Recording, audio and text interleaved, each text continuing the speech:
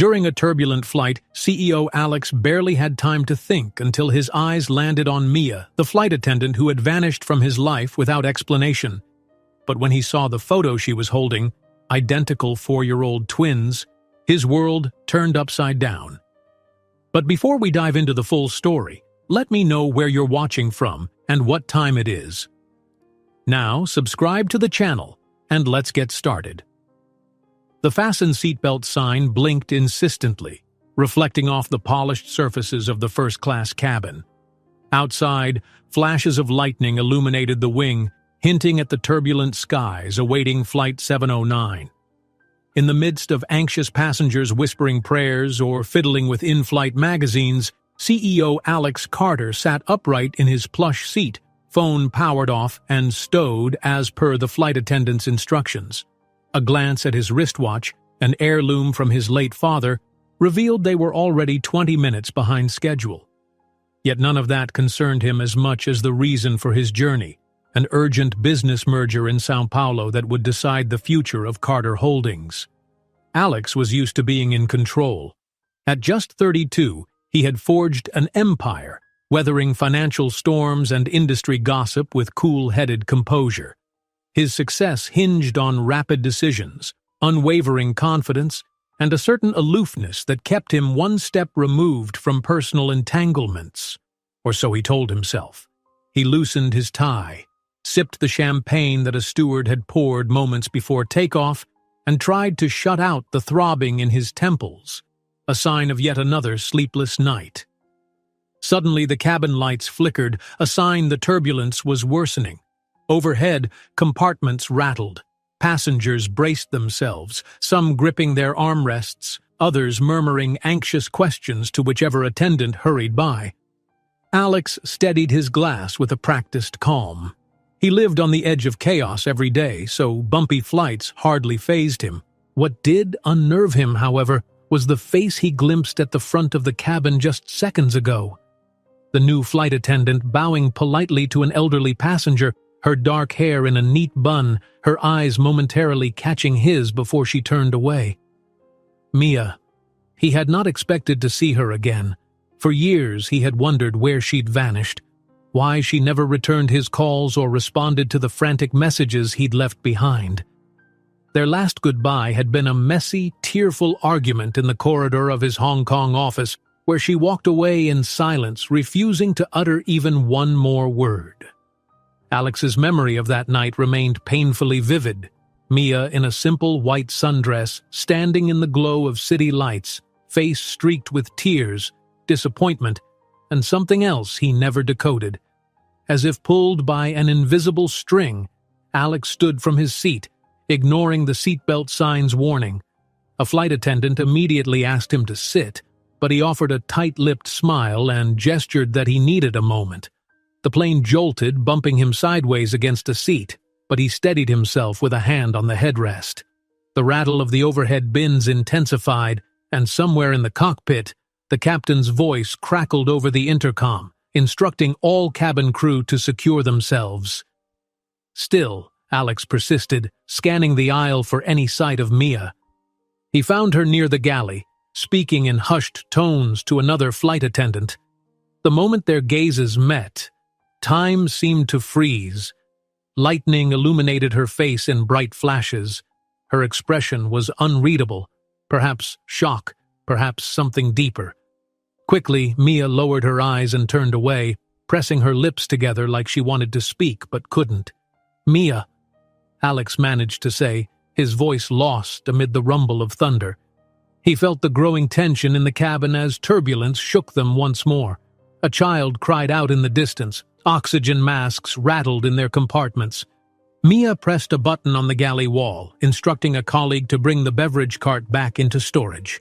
Then, as if summoning some final scrap of composure, she met Alex's gaze head-on.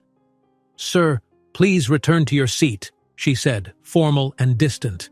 He couldn't believe how easily she slipped into the courteous mask of a professional flight attendant. For a second, he thought she might pretend not to know him at all. "I need to talk to you," he insisted. Mia took a quick breath, scanning the fearful faces in the aisle. This flight is experiencing severe turbulence. I must ensure everyone is safe.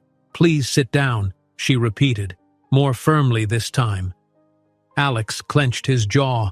The plane dipped, sending a jolt of adrenaline through everyone. Overhead, luggage shifted dangerously, one suitcase falling onto a startled passenger who cried out. The flight staff sprang into action, Mia included, while Alex found himself swaying with the sudden shift in altitude. He wanted to grab her arm to keep her from disappearing again, but he could see the panic in other travelers' eyes. This was not the time. Reluctantly, he headed back to his seat, ignoring the sideways glances from the flight attendants, all apparently perplexed by the wealthy businessman refusing to heed basic safety. He strapped himself in just as the aircraft lurched again. Moments later, the captain's voice echoed across the speakers. Ladies and gentlemen, please remain seated with your seatbelts fastened. We're navigating through a strong storm cell. Our flight attendants will be seated for their own safety until conditions improve. Thank you for your cooperation. Alex felt the plane shudder, uncertain whether the pounding in his chest was from the storm or from his unresolved tension about Mia. He glanced around, noticing the unsettled expressions of those in first class. Some were pale, others breathing heavily. A worried mother clung to her young daughter, hushing her gently. The entire cabin seemed steeped in a hush of anxiety, illuminated by sporadic lightning through the windows. Minutes later, the turbulence eased. Flight attendants began attending to passengers again, offering water, checking seatbelts. Alex craned his neck, searching for Mia, but she was nowhere in sight. Against his better judgment, he unbuckled again and made his way toward the rear of the first-class cabin. To his surprise, he spotted an open overhead bin, revealing a small personal bag. Inside, a photo peeked out. Two identical boys, no older than 4, their curly hair and mischievous grins so familiar that Alex forgot to breathe. They had his eyes, the shape of the chin, the same dark hair he had as a child. In that moment, the entire world seemed to tilt more violently than the plane. The seatbelt sign blinked again. Lightning tore through the clouds, but Alex's heart hammered louder than the thunder. The memories of Mia's abrupt departure came flooding back. Her silence, her refusal to meet him, the swirl of rumors about her leaving the city. He'd once thought it was just heartbreak that drove her away. But now, seeing that snapshot of twins who looked disturbingly like younger clones of himself, Alex realized the real truth might be more complicated, more heartbreaking than he could have imagined. A flight attendant briskly approached him, snapping him out of his shock. "Sir, please, you must sit. This turbulence is extremely dangerous." She gently pushed the overhead bin shut, but not before Alex glimpsed again the faces of those little boys. They can't be more than 4 years old, he thought, feeling his world tilt again. This time not from the storm, but from the weight of fatherhood that might have been hidden from him. "Where is Mia?" he demanded, his voice tight. The flight attendant hesitated, uncertain if she should reveal anything, but eventually she offered a reluctant nod toward the back galley. "She'll be out soon, sir. Please just sit down," she repeated, somewhat pitying the confusion in his eyes. Alex returned to his seat, knuckles white as he gripped the armrests. Every inch of him roiled with emotion, anger, betrayal, longing, and an undercurrent of deep terror. Could he really be a father? If so, how could Mia have hidden this from him? The thunderous heartbeat in his chest nearly drowned out the renewed rumbles of the plane's engines. He replayed the last time he'd seen her, recollecting each word, each tear, searching for clues he might have missed. Next to him, a concerned passenger asked if he was all right. He forced a polite nod. But inside he was anything but all right. The flight soared through the storm, lightning illuminating 1,000 unanswered questions swirling in Alex's mind. In mere minutes, his life had spun off its carefully managed axis. The man who prided himself on control now felt more disoriented and vulnerable than he ever had before. The moment turbulence calmed enough for the attendants to resume their duties, Alex unfastened his seatbelt and stood, His mind whirled with a single urgent question. Was he truly the father of those twin boys in that photo?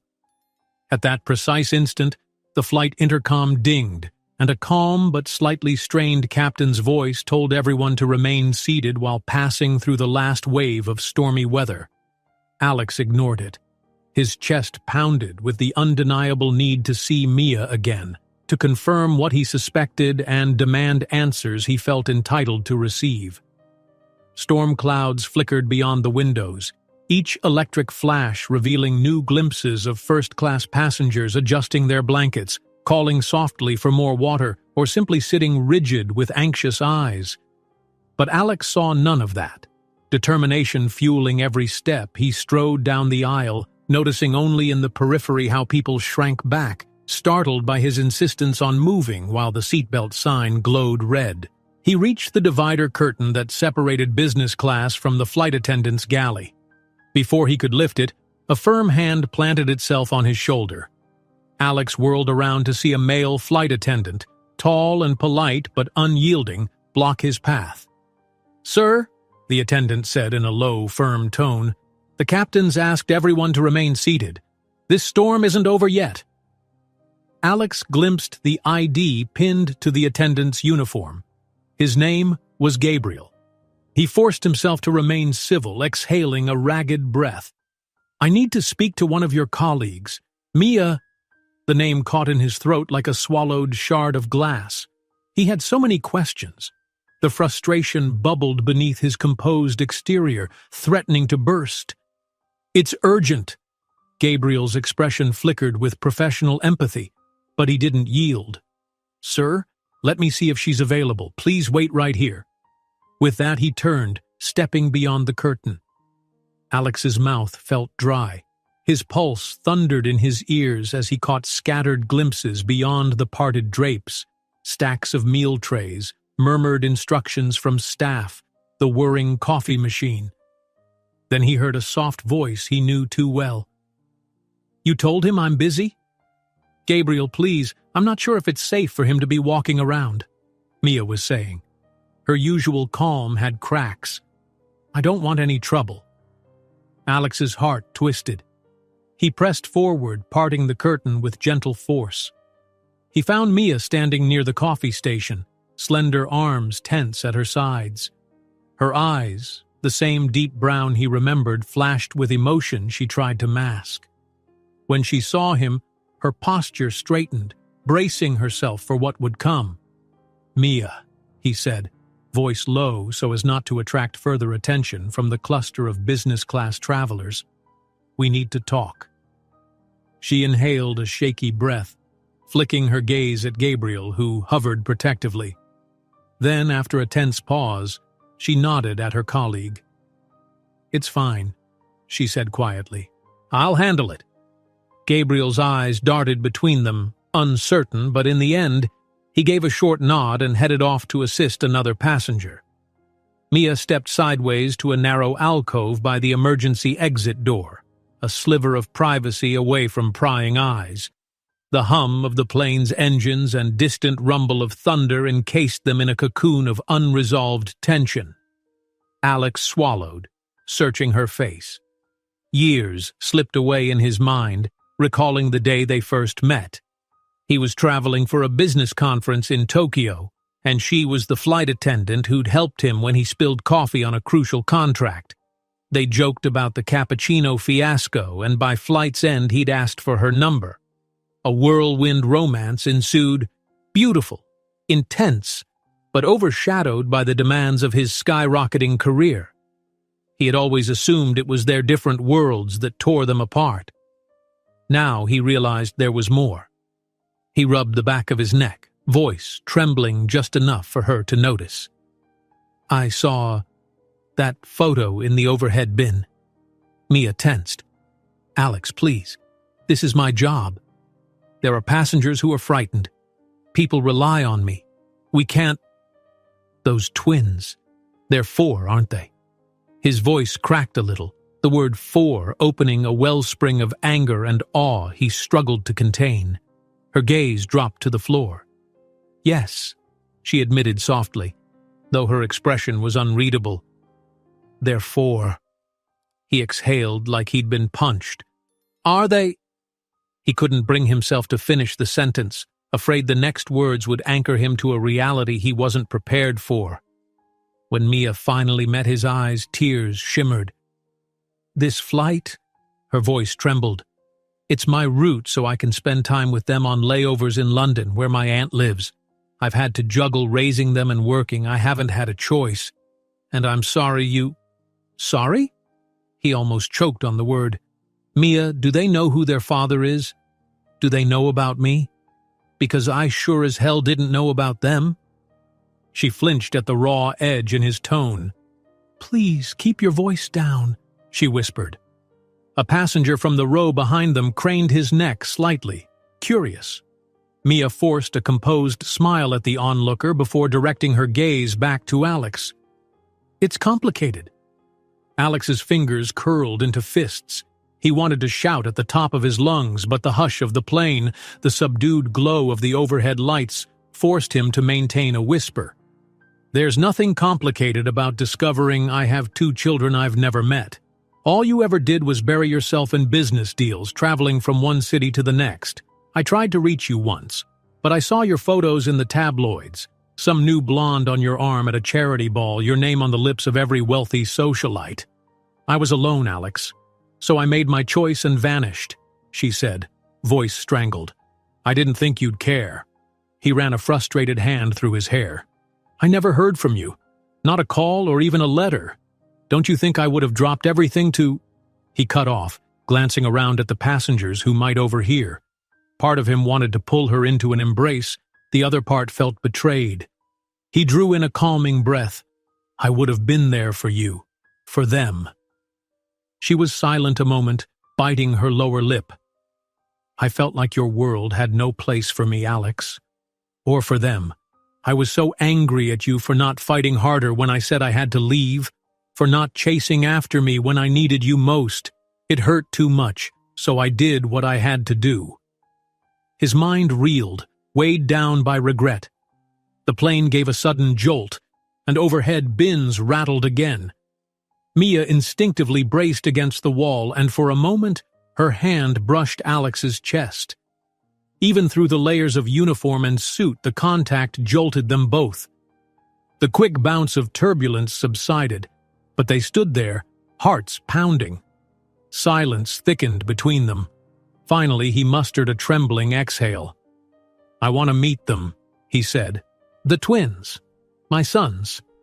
She hesitated, scanning his face as if to judge his sincerity.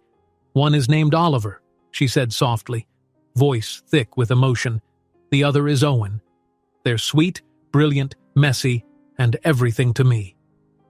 A tear slipped down her cheek, but she blinked it away. "I never planned on telling them about you until they were older, but—" "Older?" Alex echoed, hurt. "Why would you—" A ping from the intercom interrupted them. The captain's baritone voice declared they were through the worst of the storm and would be beginning descent soon. Mia stiffened, instantly shifting into professional mode. "I have to finish my duties before landing. We'll be on the ground in under 30 minutes. He reached for her wrist. "I'm coming to see them, Mia. This can't wait." The warmth of her skin beneath his fingertips brought back a flood of memories. Late nights in hotel suites, stolen hours in airport lounges, laughter over casual dinners that felt so magical in their fleeting nature. But there was no more time for illusions. "I won't let you disappear again." She studied him for a pulse beat, tears threatening. "They've asked about you in a way," she admitted softly. "They see other kids with fathers and wonder. But I didn't have a way to tell them. Not a way that didn't open old wounds." His voice gentled, albeit still laced with urgency. "Then let's figure it out together." Before she could respond, a passenger rang the call bell at the front of the cabin. Mia pulled away, brushing her uniform skirt to regain composure. "We'll talk on the ground," she said, voice faint. Then she left him standing in that narrow galley, half of his heart numb, the other half a chaotic tangle of dread and hope. Alex sank back to his seat, ignoring the curious stares of those who'd undoubtedly witnessed parts of this heated exchange. Thunder rolled in the distance, diminishing as the aircraft began its final approach.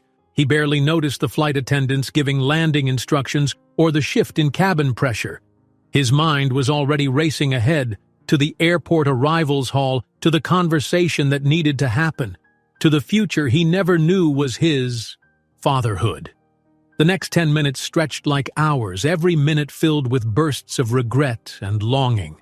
He recalled the numerous phone calls he made to Mia's old apartment in Hong Kong years ago, the text messages that remained unanswered.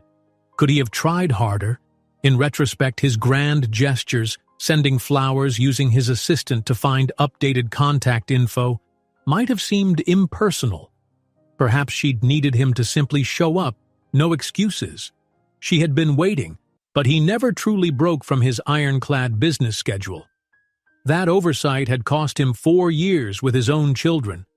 The plane touched down smoothly despite the storm's lingering drizzle. Passengers erupted into low murmurs of relief, some clapping lightly. Alex's seatbelt was off the moment wheels hit tarmac, though the attendant signaled for everyone to remain seated until the aircraft reached the gate. Barely keeping still, he opened his phone, scrolling to find Mia's name. Of course, he had no updated number for her, but he possessed the unstoppable will that had built his empire. He would find a way. When the plane finally docked and the seatbelt sign dinged off, everyone rose in a rush for carry-ons. Mia stood at the front exit with a professional, if subdued, smile for passengers disembarking. Alex waited in the aisle until the surge of travelers thinned. He saw her stiffen as he approached. Her eyes flicked to the carry-on overhead, probably with the photo still inside. He wanted to say 1,000 things, but the hustle of passengers around them thwarted privacy. He halted a breath away, searching her face. "I'm not leaving this airport without seeing you again," he said. "Tell me where to meet you." She exhaled, scanning the cabin to ensure no passenger overheard. "The staff lounge in Terminal A near the international gates. Give me time to handle post-flight checks, then I'll meet you there." His heart drummed. He nodded. "I'll be waiting." She gave him a long, measured look. Despite her poised uniform and collected demeanor, that flicker in her eyes revealed the same vulnerability he remembered. Then she averted her gaze and turned to assist an elderly woman stepping off the plane. Alex snatched his jacket, slung his bag over his shoulder, and stepped out into the jet bridge. The swirling tension inside him refused to settle. He glimpsed the city lights beyond the airport windows, reflecting off the puddled runways. For years, business had been his entire life. Now, he was confronted with a reality bigger than any merger or corporate deal. He was a father of 2, and nothing else could matter until he looked into their eyes. Alex's reflection stared back at him in the airport restroom mirror, an unsettling mixture of exhaustion and determination creasing his brow. He splashed cold water on his face, trying to quell the whirlwind inside. His tie felt suffocating, so he loosened it, inhaling deeply. The harsh fluorescent lights revealed the faint lines of stress that had formed over years of business battles, but the mounting tension in his eyes now came from a far more personal place. Outside, the bustling crowd moved in waves through Terminal A, families hurrying with rolling suitcases, business travelers typing on phones, overhead announcements echoing flight schedules. He glanced at every passing face, impatient to see Mia again. Did she regret letting him know about the twins in such a haphazard, unplanned way? Would she attempt to slip away as soon as she finished her post-flight duties? He realized how little he knew about her life since she'd left. She must have faced countless challenges as a single mother raising twins, his twins. It seemed inconceivable that he'd known nothing, living his high-powered lifestyle of mergers and acquisitions, while the woman he once loved had quietly built a life around their children. A pang of guilt lanced through him, sharper than he'd expected. The minutes ticked by slowly, and Alex found his temper flaring with each second Mia didn't appear. He prowled back and forth in front of the staff lounge door, ignoring looks from passing airport employees who probably wondered why a tall man in an expensive suit was pacing like a caged animal. At last, the door opened. Mia stepped out, cheeks pink as if she'd hurried, her flight bag slung over one shoulder. "Hi," she said softly, glancing around to ensure no eavesdroppers lingered. The lounge corridor was quiet except for a vending machine's hum. Alex exhaled a rush of pent-up emotion, relief mingling with frustration. "I was worried you wouldn't show," he admitted, voice tight. She gave a wan smile. "I said I would. It just took longer than expected to debrief with the crew." He took a moment to look at her properly in the cool light of the terminal. Her hair was starting to slip from the neat bun. Fine lines around her eyes spoke of sleepless nights, perhaps from balancing an unpredictable flight schedule with child rearing. The memory of that old, free-spirited Mia tugged at him. He remembered her laughter echoing in quiet hotel hallways, how her eyes would light up with curiosity about every new city. That version was older now, tempered by responsibilities she'd borne alone. "We need somewhere private to talk," Alex said. "I know a business lounge at the far end of the terminal. We can—" "Look," Mia interrupted, "I'm done for the day, but I have a flight out tomorrow morning. I'm staying at the airport hotel just across the shuttle lot. Maybe we can talk in the hotel cafe, more privacy than a lounge full of business travelers." His heart lurched at the idea of them sitting face to face, truly addressing the past. "Yes, let's go." She nodded, leading him through the corridors toward the shuttle bus pickup point. A drizzle still blanketed the city, and the overcast sky was a haze of gray, lit by ambient airport floodlights. The short ride to the hotel felt interminable. Some flight crew recognized Mia, greeting her politely, while Alex sat stiffly, arms crossed. He responded with curt nods, too consumed with the conversation that lay ahead. Once inside the sleek hotel lobby, Mia guided him past the reception desk to the cafe in the corner. Soft music played overhead, and only a couple of hotel guests occupied distant tables. They chose a booth by the window, away from curious ears. The waitress, sensing their tension, approached cautiously. Alex simply ordered coffee, black, no sugar, while Mia requested chamomile tea. A heavy silence fell once the waitress left. Mia stared down at her hands, fidgeting with the corner of a napkin. Alex observed her, gathering what little he knew. She must have discovered her pregnancy right around the time she vanished from Hong Kong. She must have chosen to keep it secret for fear he wouldn't want the children. Or perhaps fear that he'd want them, interfering in her autonomy. He cleared his throat. How did you do it alone?" he asked quietly. "I mean, being a single parent to twins, working full-time as a flight attendant?" She pursed her lips. "It wasn't easy, but my aunt helped in London. She used to come stay wherever I was based. Hong Kong initially, then Vancouver, and watch the boys during my flights.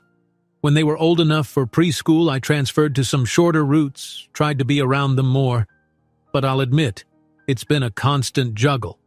Her honesty twisted something in his chest. "And you never thought, maybe I should at least tell Alex? Give him a chance to help?" Mia's shoulders tensed. "Help," she repeated, letting out a tired half-laugh. "Yes, I dreamed of that when I first found out. I was terrified.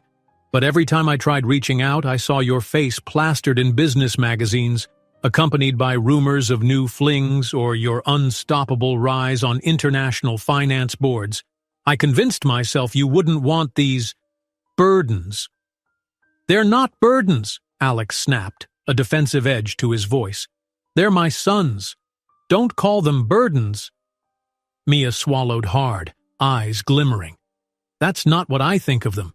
But it's what I believed you would think. You'd never shown much interest in having kids. You barely showed interest in slowing down for me. I didn't want them to grow up feeling like they were in your way." The waitress returned with the drinks, interrupting the surge of tension. Mia wrapped both hands around her tea as if seeking warmth. Alex sipped his coffee, bitterness scalding his tongue. "I was never opposed to kids, Mia," he said, voice softer. "You never asked me. You assumed." She exhaled, stirring her tea without sipping. "We both made assumptions, but I was left to handle the consequences." He stared out the window. The parking lot glistened with standing water, reflecting the bright glow of overhead lamps. He couldn't refute that truth. For 4 years, she had borne every sacrifice. "Where are they now?" he asked. "Oliver and Owen. Where do they live?" "In Vancouver for the moment," she answered. "I had a transfer from Hong Kong to Canada a while back. I found a small apartment, and the twins go to a local daycare when I'm flying. My aunt can't handle them full-time anymore. She's getting older. That's why I've been taking these international flights. The pay is better, but it's also left me in a bind." He drummed his fingers on the table. The old Alex Carter would have jumped into problem-solving mode, offering nannies, private schools, financial security, but he recognized how such an approach might feel invasive, or worse, controlling. Mia's independence had grown from necessity. Barging in with solutions might only push her away again. Instead, he asked, "When can I see them?" She looked up, her expression defensive, as though he'd asked to steal them away. "I have the weekend off after tomorrow's flight, back in Vancouver. If you really want to meet them, come to Vancouver, but—" She paused, exhaling slowly. "No lawyers, no drama. Don't show up with a million demands or a sense of entitlement. These are little boys who barely understand the concept of having a dad." His mind churned. He had a critical business meeting scheduled in São Paulo, then was supposed to be in New York. But how could that matter now? "I'll cancel. I'll rearrange everything. Meeting them comes first." She studied him warily, perhaps waiting for the man she once knew to falter, to show that business always took precedence. But his gaze remained resolute. "You'd do that?" He gave a humorless smile. "They're my sons. Whether you believe it or not, that matters more to me than another deal." His phone buzzed in his pocket, a call from his executive assistant, no doubt frantic to confirm the schedule in Brazil. He ignored it. Mia watched him, possibly surprised that he'd set aside a business priority so easily. Maybe she realized something about him had changed, or at least that fatherhood was bigger than business in his mind now. "They'll have questions," Mia murmured, sipping her tea. "They see photos of families at daycare. I tried to brush off the subject when they asked why they only have a mom and aunt. But they're smart. They know something's missing. I'll be honest with them," Alex promised. "Whatever you need me to say, I'll follow your lead." She tensed at the phrase, "follow your lead." Did she trust him enough to set the rules? "They have no concept of your wealth or your last name. I want it to stay that way for now. Let's introduce you gradually. You're simply a friend I want them to meet." A painful lump caught in his throat, but he nodded. If that's how it must be. Mia's tired eyes softened in relief. "I just need them to feel safe. We'll figure out the rest. Together." They both took a moment to sip their drinks. Rain continued drumming on the glass, each droplet like a ticking second in the monumental new timeline that stretched before them. It struck Alex that life as he knew it was forever altered, and strangely he found it liberating. He'd spent so many years building an empire alone. Now, for the first time, he had a reason bigger than his own ambition. "I'll buy a ticket to Vancouver," Alex stated. "I'll meet you after your flight. Where should I go? A hotel? Your apartment?" She hesitated, then pulled out a small notepad from her purse, scribbling an address. "This is my building. There's a decent hotel a few blocks away. We can plan to meet on Saturday morning." He accepted the slip of paper gently, feeling the weight of those scrawled words. "Thank you," he murmured, eyes locked on hers.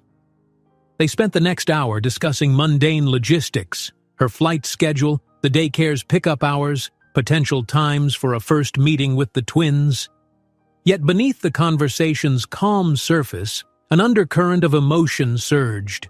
They were mapping out a scenario that neither had ever anticipated, bridging 4 years of secrets and heartbreak. By the time they parted in the hotel lobby, dawn was creeping across the horizon, painting the damp streets in a pale glow. Mia lingered at the entrance, arms folded as if bracing against a different sort of chill. Alex placed a hand on her shoulder, uncertain but wanting to offer some sense of reassurance. She didn't move away. "I'll see you soon," he whispered, voice tight with both promise and apology. She nodded, eyes glistening. "Yes," she said, turning to head upstairs to her room. "Soon." As the elevator doors slid shut on Mia's weary form, Alex felt his breath hitch. He stepped out into the rainy dawn, phone chiming incessantly with messages about rescheduled corporate commitments. Yet none of that truly registered. Every thought coalesced into a single goal: stepping off a plane in Vancouver, standing face to face with the 2 little boys who bore his eyes, and making up for lost time if Mia would let him. Morning had fully broken by the time Alex returned to the airport, the sky a watery blue streaked with clouds. He stepped inside the terminal, stifling a yawn that betrayed how little sleep he'd gotten. For years, his body had adapted to high-stress schedules, late nights negotiating contracts, early flights to close deals. Yet none of that compared to the mental exhaustion he felt now. In less than 12 hours, he'd gone from a man on a mission for a lucrative merger to a father on a mission for lost time. His phone chimed with calls and texts from his executive assistant, Claire, who was already in a small panic over the cancelled São Paulo meetings. Alex quickly scanned the messages. "Sir, the board is asking if you'll reschedule for next week. The CFO in Brazil is furious that you're pulling out last minute. New York meeting confirmations? Please advise ASAP." He exhaled, leaning against a pillar near a bustling coffee kiosk. As disruptive as this sudden change was for his company, he knew unequivocally that the meltdown of a business deal couldn't rival discovering he had 2 4-year-old sons. The usual pang of guilt he'd feel about leaving colleagues scrambling was there, but overshadowed by a conviction that fatherhood took precedence. He typed a succinct reply: "Reschedule all São Paulo appointments. Apologize for any inconvenience. I'm unavailable for at least a week. Begin discussions with the CFO about a new date or proceed with the local team if necessary. I'll contact you once I land in Vancouver." He hit send before he could second-guess himself, ignoring the small knot in his stomach at the potential fallout. Then, pulling out his tablet, he opened a booking app and quickly found a flight to Vancouver departing in 2 hours. Perfect. He reserved a seat in business class. Something about normal routine soothed him, even though his life was anything but normal right now. As he navigated the throng of travelers near security, he caught his reflection in a glass panel. His tie was skewed, and faint circles loomed under his eyes. Typically, Alex Carter wouldn't be caught with a hair out of place when traveling on business. Now, those concerns felt trivial. Let them see him bleary-eyed. He was about to meet his children, and that new reality towered over everything else. An hour later, boarding began. Alex settled into his seat, accepting the offered water but refusing champagne.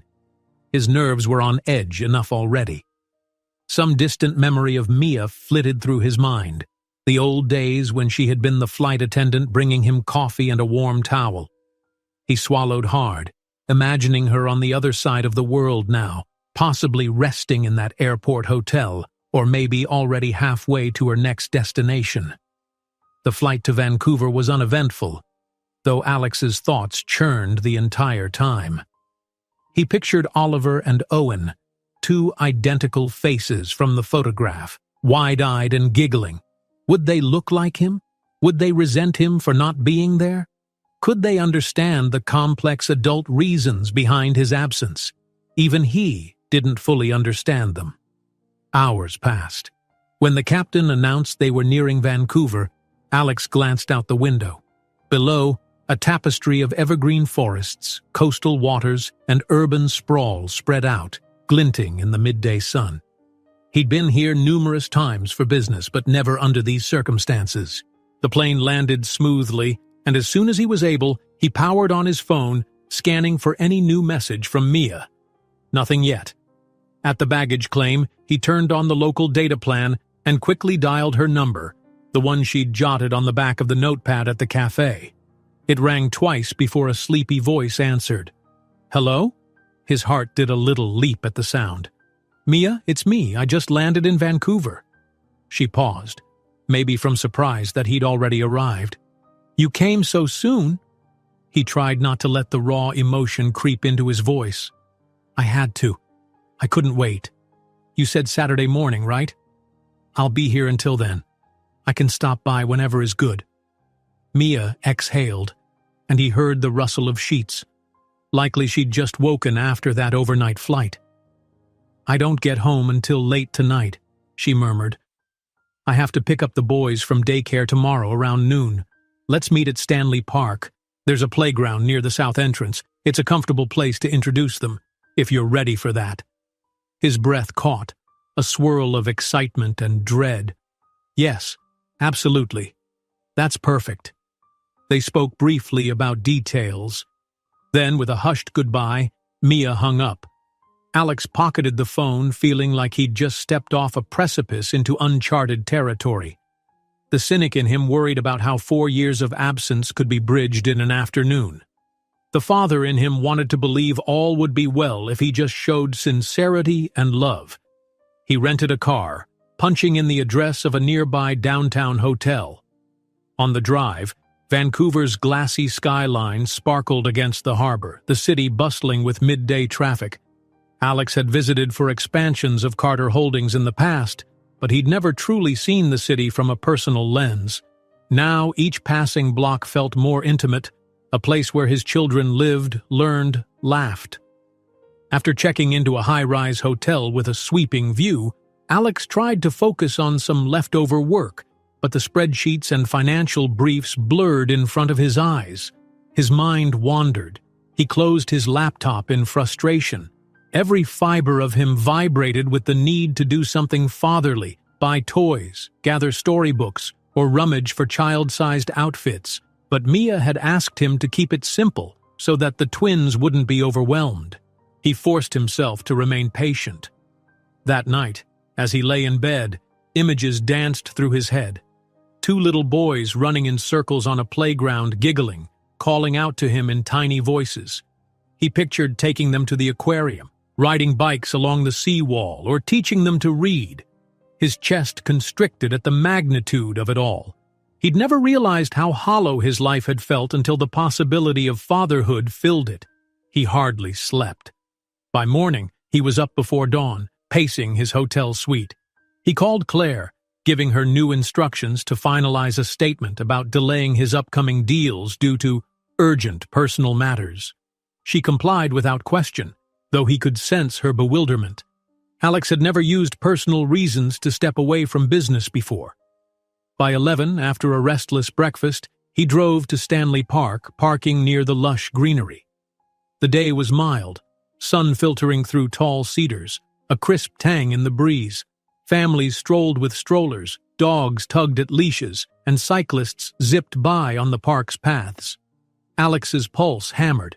He walked deeper into the park, following the directions Mia had given, up a winding path, past a duck pond, then to a colorful playground ringed by benches.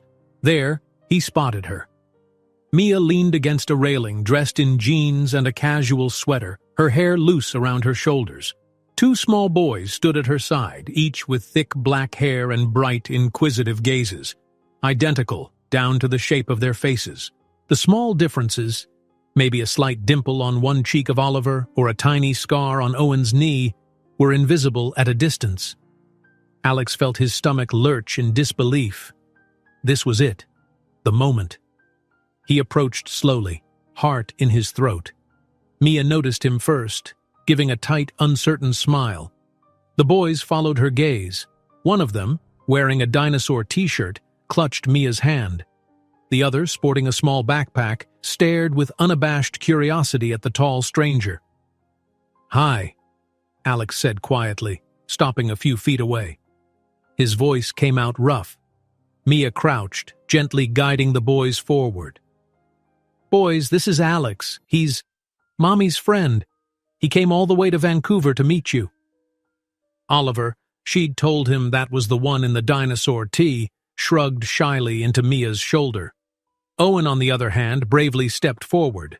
"Hello," he said, blinking up at Alex. "You're tall." Alex's mouth twitched into a grin, eyes stinging with emotion. "I am," he managed softly, "but maybe you'll catch up when you're older." Owen considered this with grave seriousness. "Maybe. Mommy says we're growing fast." Oliver peeked around Mia, observing. Mia whispered something encouraging. After a moment, Oliver stepped forward, though still grasping Mia's hand. "Do you like dinosaurs?" he asked, voice small. Alex swallowed the tightness in his throat. "I do," he answered earnestly. "I think T-Rexes are really cool, and I've heard raptors are pretty scary." That coaxed a faint smile from Oliver. "I have a T-Rex toy at home," he said, eyes brightening. Alex let out a breath he hadn't realized he was holding. In that instant, he ached to hug them, to scoop them up and promise he'd never leave. But he stayed rooted, reminding himself that he was still a stranger. "I'd love to see it someday." Owen tugged at Mia's sweater. "Can we play in the sand now? Or are we just talking?" Mia let out a short laugh. "Of course, sweetie. Go play. Alex and I will sit on the bench and watch you for a bit." The boys scampered off, at first glancing back at Alex with mild curiosity. He eased down on the bench next to Mia, too numb with emotion to speak. For a while, they watched the twins climb the playground structure. Oliver slid down the blue slide, giggling, while Owen tried to follow but got momentarily stuck, prompting Oliver to push him gently along. "They look healthy, happy," Alex finally said, voice trembling. "You've done such a good job, Mia." She pressed her lips together, nodding. "They're good kids, but it hasn't been easy. I want them to have a real family, or at least some sense of it." She paused, turning to face him. "Just be patient with them. They're warming up to you, but they'll have questions. I don't know how to answer some of them yet." "I'll be patient," Alex promised. I want to be part of their world." She touched his arm, a gentle gesture that flooded him with gratitude. "We'll figure it out, day by day." In the distance, the boys shrieked with laughter as they spun each other on the merry-go-round. A wave of tenderness coursed through Alex.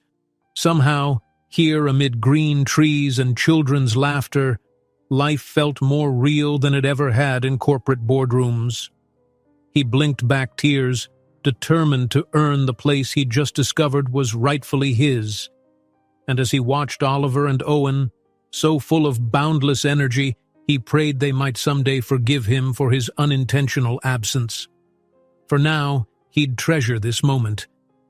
The journey forward was unknown, but he had begun, finally, simply by showing up. A light breeze rustled the leaves of Stanley Park as Alex and Mia sat on the bench, quietly watching the twins chase each other around the playground. Every so often the boys glanced over at them, a bashful wave from Oliver, a curious tilt of the head from Owen, before diving back into the swirl of children shrieking and scurrying like birds at feeding time. It struck Alex that these small, everyday moments were the building blocks of childhood memories. He'd never expected to find such solace in a setting so mundane, so far from the executive offices that had once defined him. He turned to Mia, who was carefully watching the boys. She had a guarded serenity about her, shoulders finally starting to relax in the midday sun. "They seem comfortable," Alex ventured, trying to gauge her reaction. "Are you okay if I talk to them a bit more? Maybe push them on the swing?" Mia nodded, a faint smile curving her lips. "Yes, I think that'd be nice. I'll come too." They rose from the bench and crossed the cushioned ground toward the swings, where Oliver clung to the chains, feet shuffling in the wood chips beneath him. Owen attempted to give his brother a push, but he wasn't quite strong enough. The swing barely moved.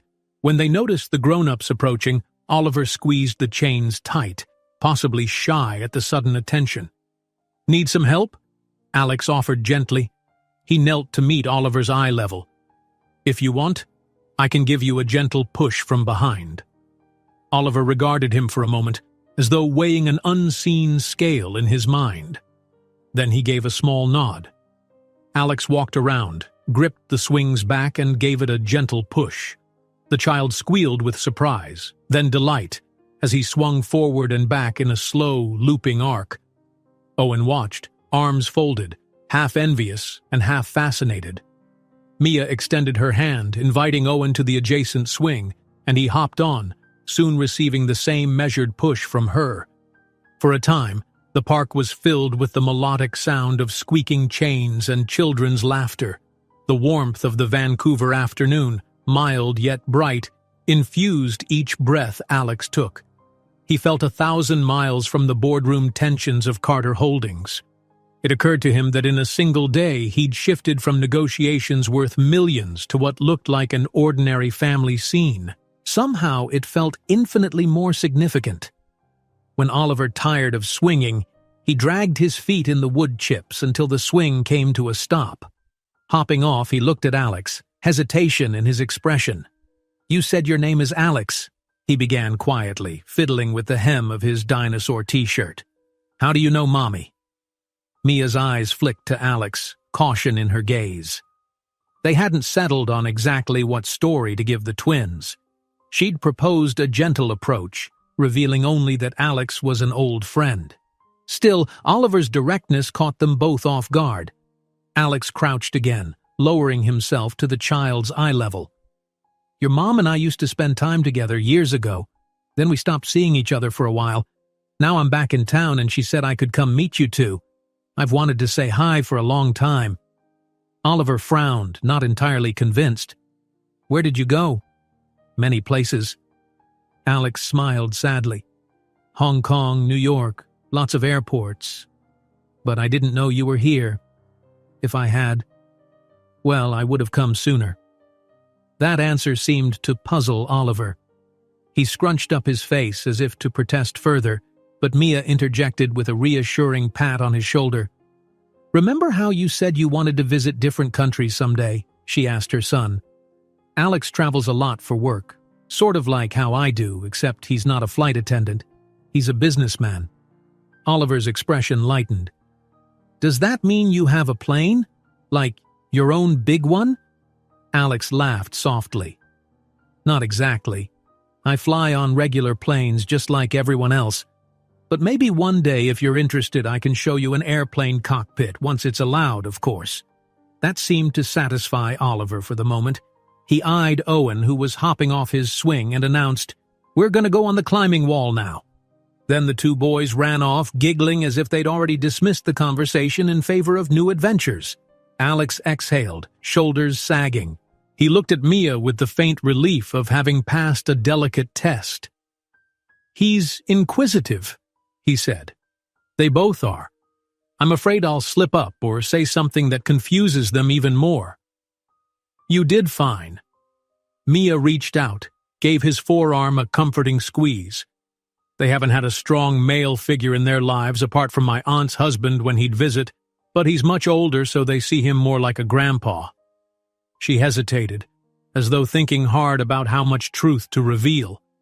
"They'll get used to you, day by day." He nodded, swallowing back a wave of emotion. "I appreciate you letting me do this. I know it's complicated." Mia brushed a strand of hair behind her ear. "It is. But the alternative is telling them you don't exist at all, and I don't want that. They deserve a father, at least in some capacity." A pang of guilt struck him. The notion that he'd been so close to missing out on all of this. A shy question about planes, a silly grin mid-swing, shook him to his core. He silently vowed to make every effort not to fail them again. "Come on," she said, nudging him gently.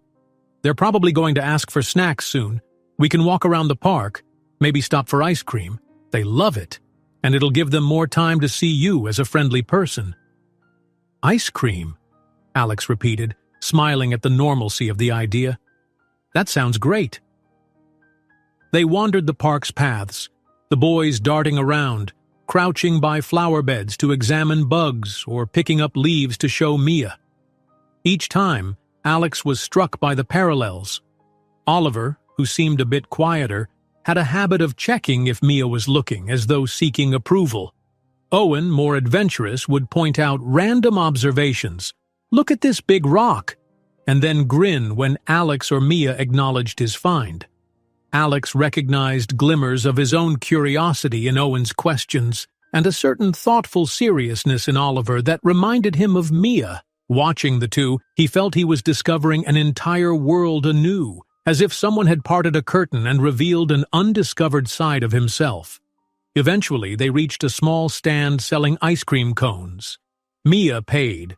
Alex tried to insist, but she shot him a stern look that said, "Not yet, not everything," and they guided the boys to a nearby bench. Double chocolate swirl for Oliver, strawberry for Owen, plus 2 simple vanilla cones for the grown-ups. The kids devoured their treats, one of them inevitably dropping sticky drips onto the grass. Alex found himself laughing when he caught strawberry ice cream smearing across Owen's cheek. "Careful there," he said, handing over a napkin.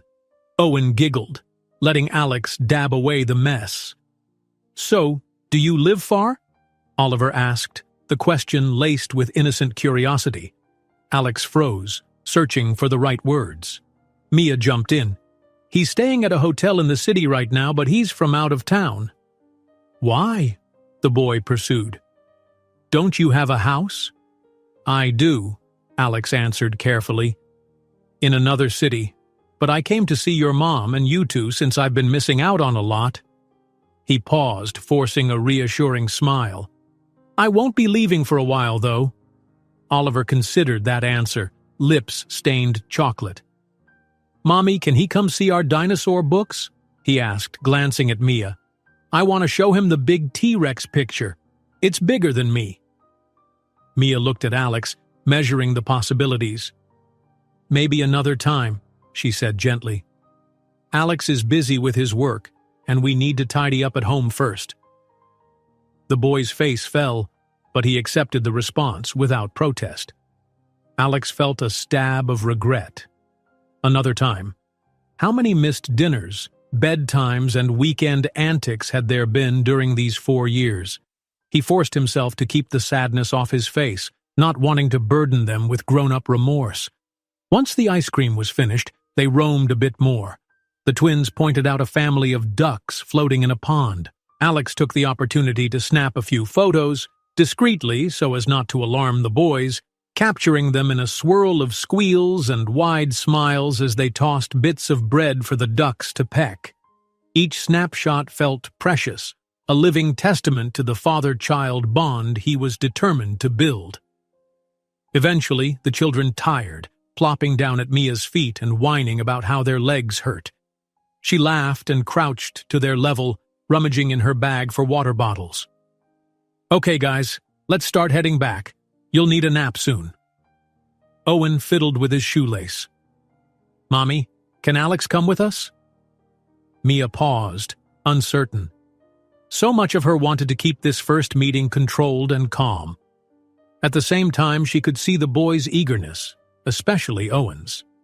Oliver might be shyer, but he also cast hopeful glances in Alex's direction. Alex, for his part, held his breath.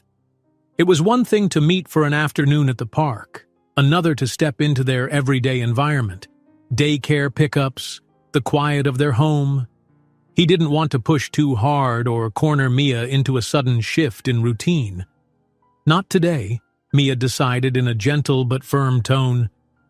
"Alex needs to check on some things, and we have to get groceries and do chores before bedtime."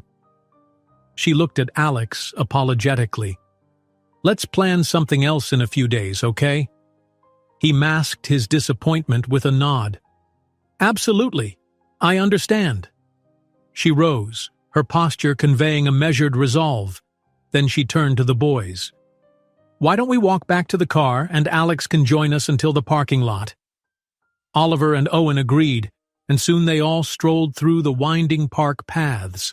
The boys alternated between bounding ahead or dragging behind, sometimes spinning in circles out of pure youthful exuberance. Alex slipped his hands in his pockets, glancing sideways at Mia. Even from this short visit he could see she must be both mother and father to them, so poised and protective, yet exhausted by the weight of it all. Once they reached Mia's car, a modest hatchback parked on the edge of the lot, the children clambered into their booster seats in the back. Mia opened the driver's door but paused, turning to Alex. Their eyes met in a moment of mutual understanding. "Thank you," he said quietly, "for letting me into their world, even if it's just a start." She offered a hint of a smile, the corners of her eyes crinkling with what might have been gratitude or residual affection. "They liked you. That's the best outcome I could have hoped for." Glancing in the back seat, she lowered her voice. "We'll talk soon about next time. Maybe a short trip to the aquarium or just lunch near our apartment." He nodded eagerly, hope buoying his tone. "Anytime, Mia. Whenever you'll have me." With that, she slipped into the driver's seat, buckling up. The twins waved from their windows, Owen wearing a cheeky grin, Oliver with a quieter wave of his small hand. Alex stepped back, returning the wave. His heart clenched with a fierce longing to keep them within sight, but he forced himself to let go, to respect the boundaries Mia had set. He watched the hatchback drive off, until it vanished behind rows of parked cars. Only then did he turn toward his rental, pushing down the ache in his chest. As he walked, he found himself smiling, an odd mixture of sadness and elation. Today he'd heard his sons laugh, cleaned ice cream off their faces, watched them fling bread to ducks. It was more than he'd ever had before. Now, he'd hold on to that memory, determined to do whatever it took to craft new ones with them in the days ahead. Alex woke up the next morning with an unfamiliar sense of anticipation thrumming beneath his usual business acumen. Gone was the restless uncertainty that had haunted him since discovering he had children. Now, he had a plan, even if it was more of a hope. He would reach out to Mia, see if she was open to another meeting sooner rather than later. The memory of Oliver's shy questions and Owen's cheeky grin floated in his thoughts, igniting an eagerness that overshadowed any corporate matters waiting in his inbox.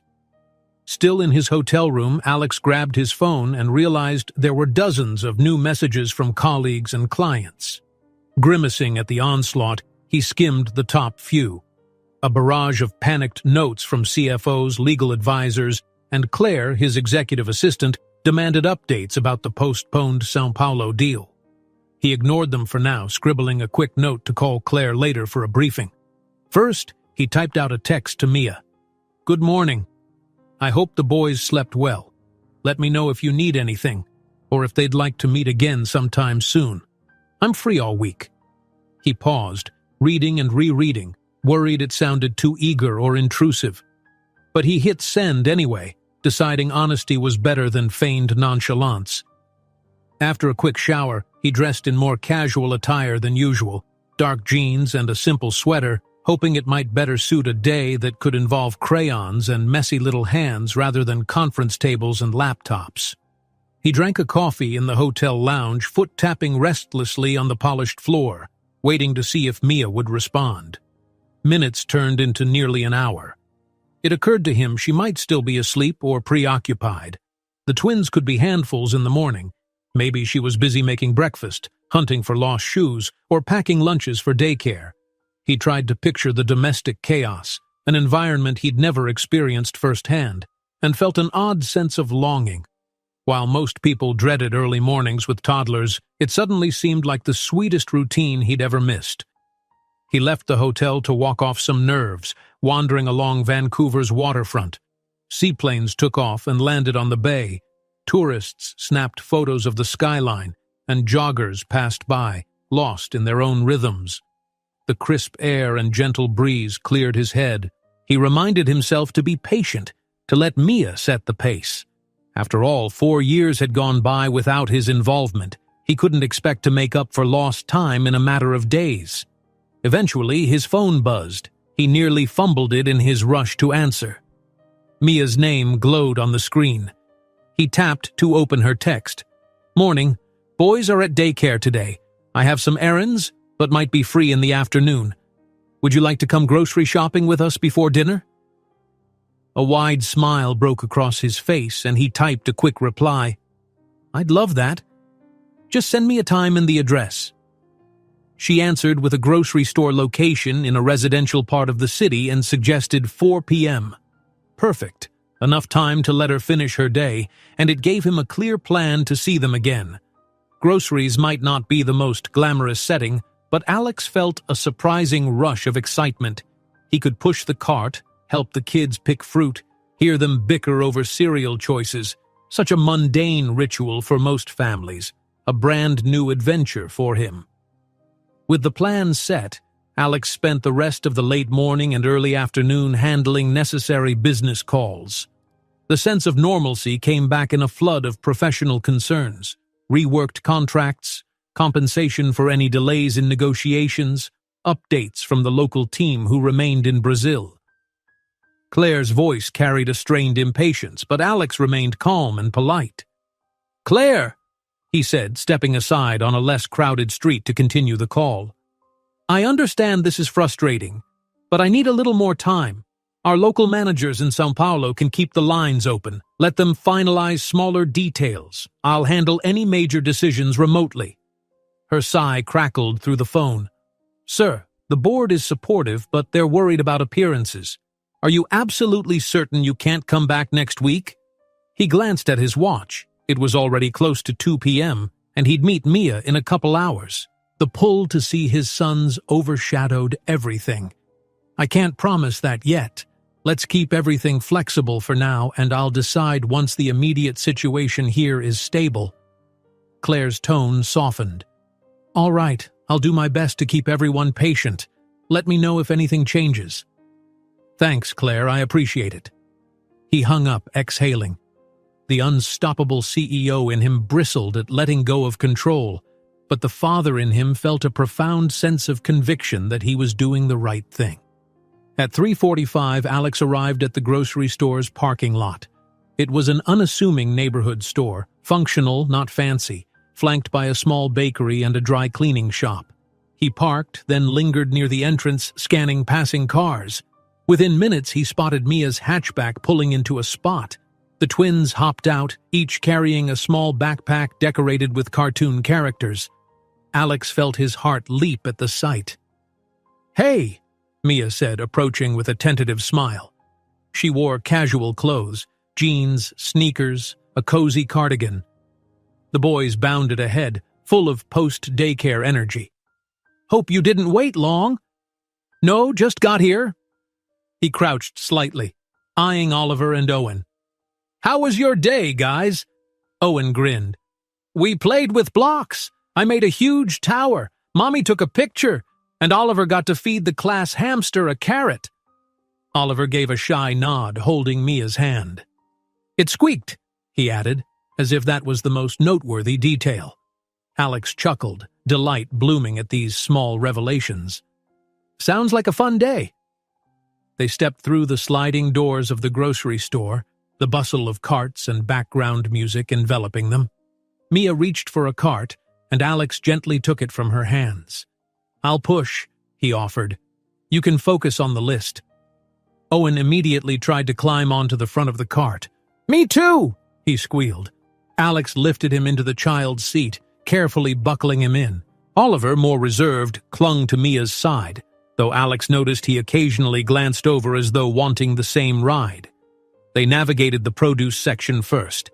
Mia handed Oliver a small plastic bag, asking him to pick out apples. "Choose 4, she directed, "and check if they're not bruised." The boy took the task seriously, scanning each apple's surface before dropping it into the bag. Alex watched with a smile, remembering how he himself once rummaged through a store's produce purely out of necessity, never for enjoyment. Now, it felt like a family activity, simple yet strangely profound. "Alex, "Can we get grapes?" Owen piped from his cart seat, pointing at a display. Mia glanced questioningly at him. "They can be pricey unless they're on sale," she murmured. Alex shrugged. "Let's see what we can do." He found the price sticker, slightly high but not outrageous. "How about a small bag? We'll keep an eye on the budget," he joked, though he internally reminded himself Mia had different financial constraints. He wanted to respect that boundary without swooping in as the wealthy benefactor. Mia nodded, grabbing a bag. "All right, just a few. We'll use them for school snacks." They continued, collecting bread, milk, cereal boxes emblazoned with bright cartoon mascots. Alex laughed when the kids tried to add extra cookies to the cart, only for Mia to gently remove them. Soon the cart filled with staples, pasta, canned veggies, juice boxes. In each aisle, the twins pointed out things they liked, some of which Mia allowed, and others that she firmly vetoed. At one point, while Mia compared prices on spaghetti sauces, Oliver tugged on Alex's sleeve. "Are you going to come to our house today?" Alex hesitated, catching Mia's wary gaze from the corner of his eye. "I don't think so, bud," he answered gently. "Maybe next time. We'll see how your mom feels about it." Oliver nodded, shoulders slumping a bit. He shifted back to hide behind Mia's leg. The disappointment tugged at Alex's heart, but he accepted her caution. This was only their second meeting, and the twins' routine was precious. Forcing a sudden visit to their home might overwhelm them. When they reached the checkout line, Owen, who had grown restless in the cart seat, asked to walk. Alex set him down. The boy immediately tried to help load groceries on the conveyor belt, nearly toppling a bag of apples. Alex reached to steady it, exchanging an amused look with Mia. "You're good at the dad reflex," she said, a hint of warmth in her voice. His chest tightened at the word dad. So simple, yet it carried an entire world of meaning he was just beginning to inhabit. "I'm learning," he murmured, "and I have a good teacher." Mia flushed slightly, turning away as she slid items toward the cashier. Owen and Oliver hovered at the candy rack, eyes alight with sugar-craving mischief, but Mia allowed them only one small treat each. Alex discreetly paid for the groceries this time. When Mia fumbled in her purse for her wallet, he gently placed his credit card down first. She gave him a look of protest, but he angled his head, silently pleading. After a pause, she let him pay, though he suspected she'd accepted only this once. Outside, they loaded the bags into the hatchback. The twins climbed into their booster seats, munching happily on the small lollipops Mia had permitted. The late afternoon sun glinted off the store's windows, casting soft shadows across the pavement. Mia turned to Alex, adjusting her cardigan. "Thanks for joining us," she said softly. "You didn't have to."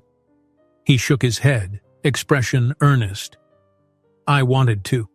This small stuff means a lot to me." He glanced at the kids in the back seat, each immersed in sugary contentment. "I'll text you later, see if we can arrange another day to hang out. Maybe we can do something fun on the weekend?" She offered a tentative nod. "That might work. I need to check my next flight schedule, but I'll let you know." A gentle current of understanding passed between them. They were still feeling out boundaries, forging an arrangement that worked for all three: Mia, Alex, and, most importantly, the boys. Alex stepped back as she started the car, giving them room to pull away. Oliver pressed his face to the window, waving with the unguarded enthusiasm of a child who had found a new friend. Owen joined in, his lollipop in one hand, the other fluttering goodbye. Alex waved back until the hatchback curved around the corner out of sight. He stood there for a moment in the fading sunlight, the warm pavement radiating under his feet, a grocery receipt crumpled in his pocket. It was such an ordinary day. Errands, child chatter, quick decisions about budgets and sugar intake. Yet for him it marked another precious milestone, a step closer to a world he desperately wanted to be part of. Clutching that feeling, Alex headed for his rental car. Tomorrow, or maybe the day after, he might get to see them again. In the meantime, he'd hold on to these small but vital moments, fighting the nagging fear that any sudden shift in life or business could yank him away. He had come this far, and he resolved to keep going, hoping Mia would let him. Morning light filtered into Alex's hotel suite, casting thin beams across his unmade bed and half-packed suitcase. He stood by the floor-to-ceiling window, sipping coffee as he watched a flock of seagulls circle over the bay. There was something surreal about this newly adopted routine. No frantic dash to an airport for business, no urgent call to finalize a merger. Instead, he was waiting for a simple text from Mia, hoping she might have a spare hour for him to visit with Oliver and Owen. He tapped his phone restlessly against his palm. Thus far, Mia hadn't messaged him since their grocery trip the day before. He didn't want to pressure her, but a persistent thread of anxiety tugged at him. What if she was second-guessing her decision to let him be involved? What if she decided the twins' routine would be smoother if he stayed out of it? The thought knotted his stomach. He'd come to realize that fatherhood was less about big gestures and more about showing up day after day, even in the small moments that formed a child's life. That was exactly what he yearned for now. He wanted to read bedtime stories, see their scribbled drawings, or patch up scraped knees. He wanted everything he'd missed before. His phone finally buzzed. He grabbed it so hastily that the hot coffee sloshed onto his wrist. Wincing, he set the mug down and glanced at the screen. It was Mia. Morning. Headed to daycare drop-off soon. Are you free this afternoon? I need to run by the twins' pediatrician to pick up some forms for school. After that, they have a small event at daycare. Parents can come if they want. A smile tugged at Alex's lips. She was inviting him in her own guarded way to step into more everyday tasks. He typed back quickly. I'm free all day. Just tell me where and when. A moment later, her reply arrived. Pediatrician's office at 3 p.m. Address attached. Then we'll go to the daycare for the event around 4. He checked the time. Barely 9 a.m. That left hours with no particular plan. He supposed he could finalize some business odds and ends, maybe call Claire. But the tension coiled in his shoulders just thinking about returning to that old mindset. Instead, he decided to catch up on some reading, then maybe take a walk around the block to clear his head. For once, he wanted to appear at that doctor's office calm, collected, and ready to help however he could. By 2:45, Alex had already parked outside the pediatrician's office, a modest brick building in a quiet residential neighborhood. He glimpsed parents ushering toddlers in and out, some carrying diaper bags, others balancing strollers. It felt comforting, if a little alien, to realize that he was stepping into a world he'd never known, a world of stuffed waiting room chairs, pastel posters about childhood nutrition, and parents juggling appointments. Mia's hatchback pulled up a few minutes later. She and the twins stepped out. Oliver clutched a small toy car while Owen had a half-open coloring book under his arm. Each boy wore a puffy jacket against the day's brisk wind. "Hi," Mia greeted, a cautious smile forming. The boys echoed a softer, "Hi," as they regarded Alex with wide eyes. Oliver was more reserved, but he gave a little wave. Owen beamed, clearly excited. "How was your morning?" Alex asked, stooping to the boy's level. "Did you go to daycare or stay home?" "We had circle time," Owen declared, and the teacher read a story about a bear who lost his hat. Oliver nodded, pressing close to Mia.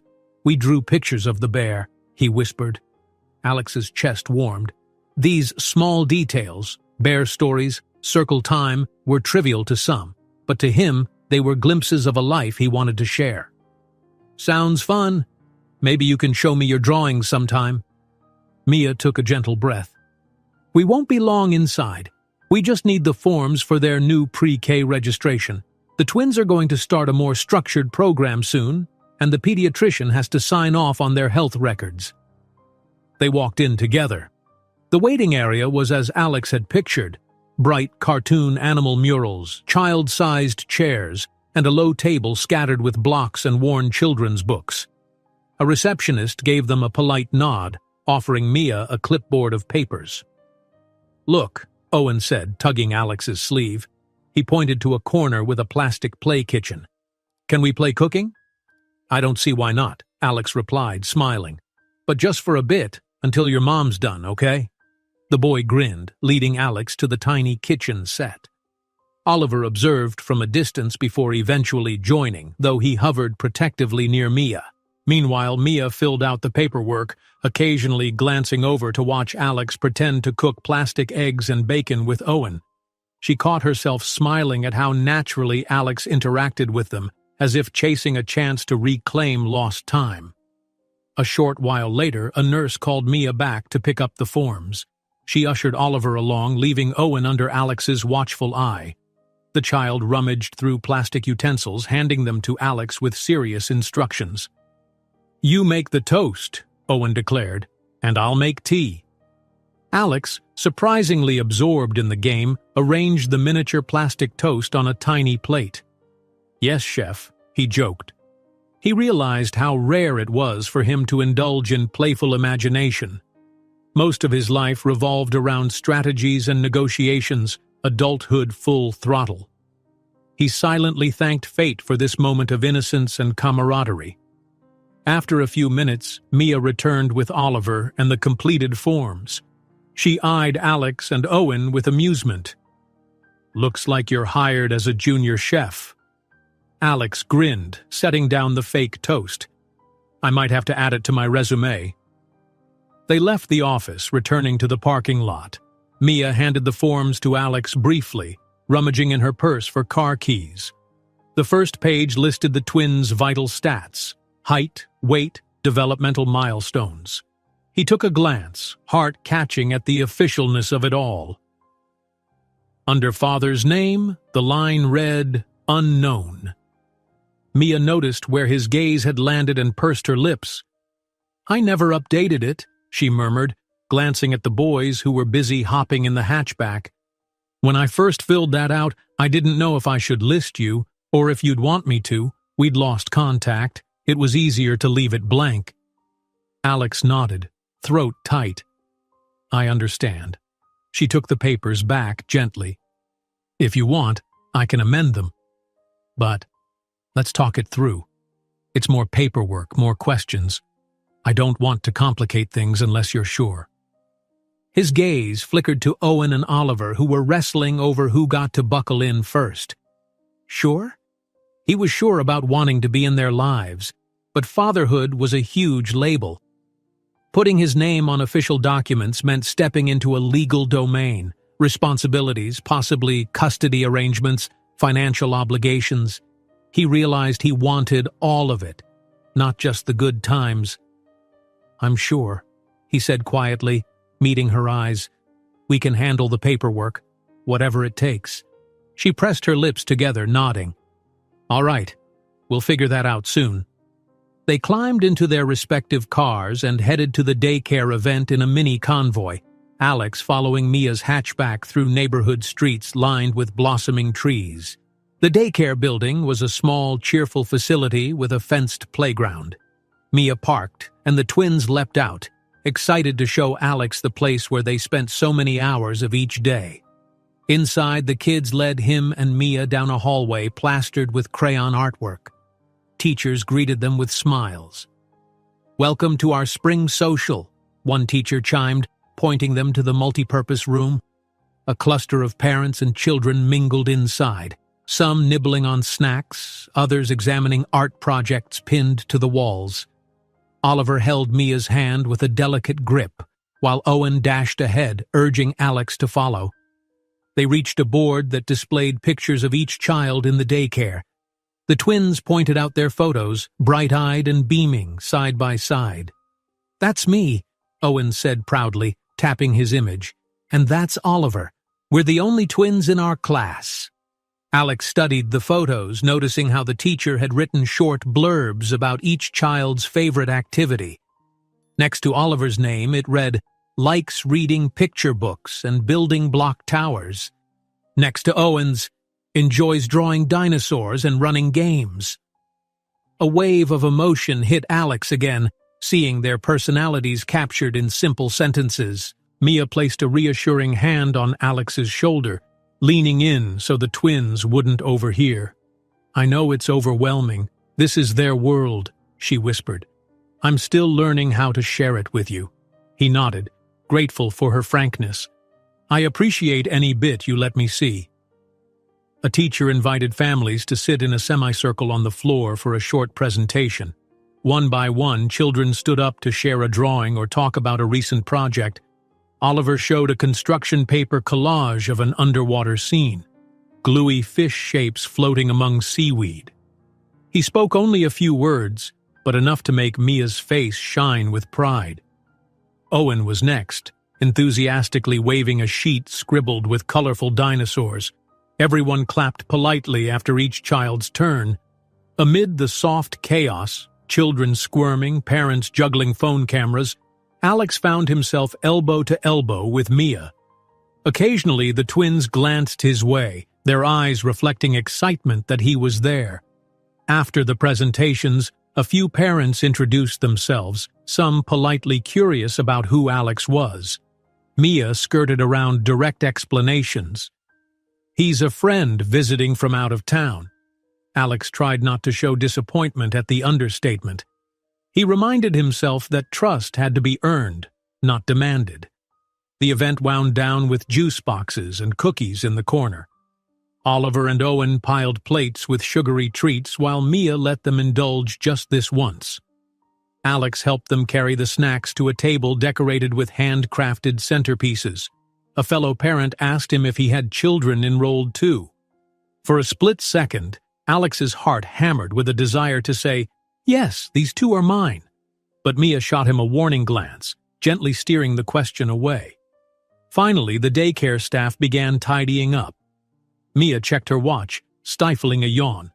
"It's been a busy day," she said, gathering the twins. "We should head home soon." Oliver tugged her sleeve. "Can Alex come for dinner? I can show him my fish collage up close." That quiet question sent a jolt of yearning through Alex. He glanced at Mia, waiting. She pressed her lips together, seeming torn. Then she exhaled. "Dinner might be too chaotic tonight," she murmured, "but how about tomorrow evening? I can make something simple, and you can show him all the art projects you want? Okay, Oliver?" Oliver's eyes lit up. Owen cheered, hugging Mia's leg. Alex felt a genuine surge of gratitude, not just for the invitation, but for the trust behind it. "Thank you," he managed. "I'd love that. Let me know what time works." 6, maybe? That way the boys have a bit of time before bed," Mia said, guiding them out the daycare doors. She looked at Alex, her features soft. "I'll text you my address. It's a small apartment, but it's home." He couldn't hide the trembling relief in his voice. "I'll bring dessert if that's all right." She nodded, a faint smile lighting her face. That'd be perfect. They stepped outside into the late afternoon glow. Families dispersed in every direction, kids chattering about the day's excitement. Oliver and Owen bounded toward the hatchback, each exclaiming about their artwork and the sugar rush from cookies. Alex watched them with an ache of joy. Soon he'd be in their home, seeing their bedroom, sitting at their table, finally stepping deeper into the life they'd built without him. Bidding farewell, he promised to see them tomorrow. As their car pulled away, the twins waved from the back window. Mia shot him one last glance that spoke volumes: apprehension, cautious hope, and maybe, just maybe, a trace of acceptance. Alex stood in the parking lot until the hatchback disappeared from view, the taste of a new beginning bright on his tongue. Late afternoon sunlight streaked through the clouds as Alex navigated winding side streets, counting off building numbers until he reached Mia's address. It was a modest apartment complex with faded brick, a tiny lawn edged by a picket fence. Down the block, children rode bicycles and an old golden retriever napped on a front porch. In the next parking spot over, Mia's hatchback was already parked, the rear seat littered with bright plastic toys. He exhaled, nerves tangling in his stomach. Just hours earlier, he'd been on a conference call, fending off anxious board members about new timelines for his deals. But the moment he stepped out of his rental car, that world felt distant, like a memory from another life. All that mattered now was this small address where his sons lived, where, for one evening, he would be part of their home. In the passenger seat, he'd carefully placed a bakery box tied with string. He picked it up and pushed open the building's front door, climbing a narrow flight of stairs until he spotted apartment 2B. From inside came the muffled sound of children giggling. He took a breath and knocked. Mia opened it wearing jeans and a simple sweater. She looked at him with a blend of welcome and apprehension. "Hey," she said softly, stepping aside to let him in. The apartment was cozy, with a tiny entryway leading directly into a combined living and dining area. Toys lay scattered across a braided rug.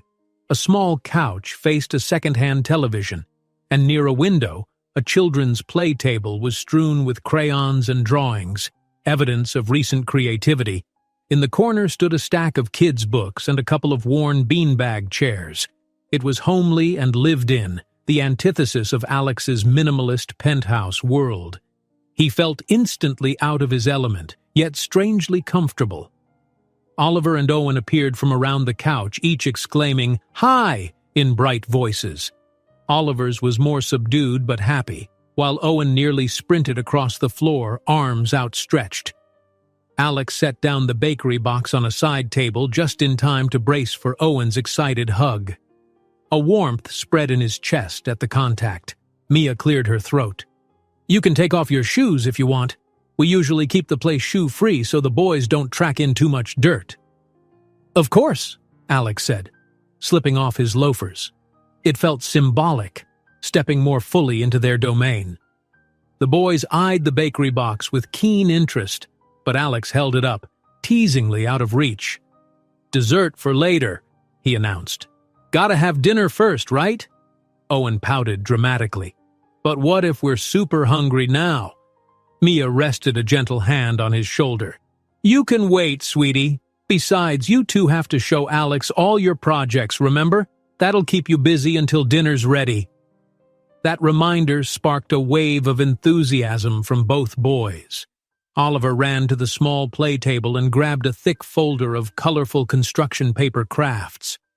With soft footsteps, he approached Alex and held it out, eyes shining. "Here," he said.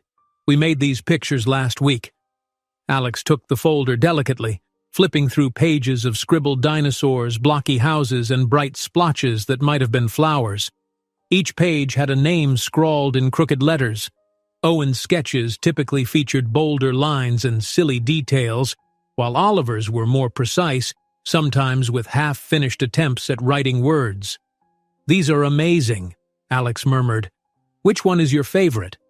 Oliver pointed to a collage made of cut-out shapes, all in varying shades of blue.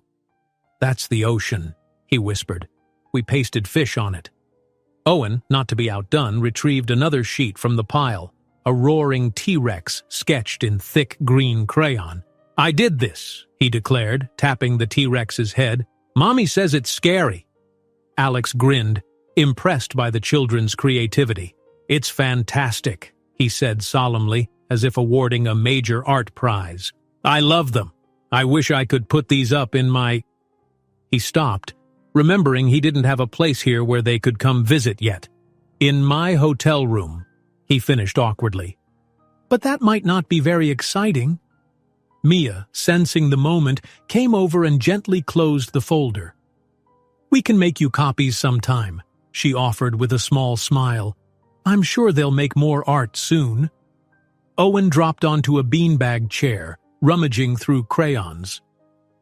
"We can do more now," he suggested, "while Mommy cooks." Mia nodded, glancing at Alex. "I have to start dinner. It'll be simple. Spaghetti. I hope that's okay?"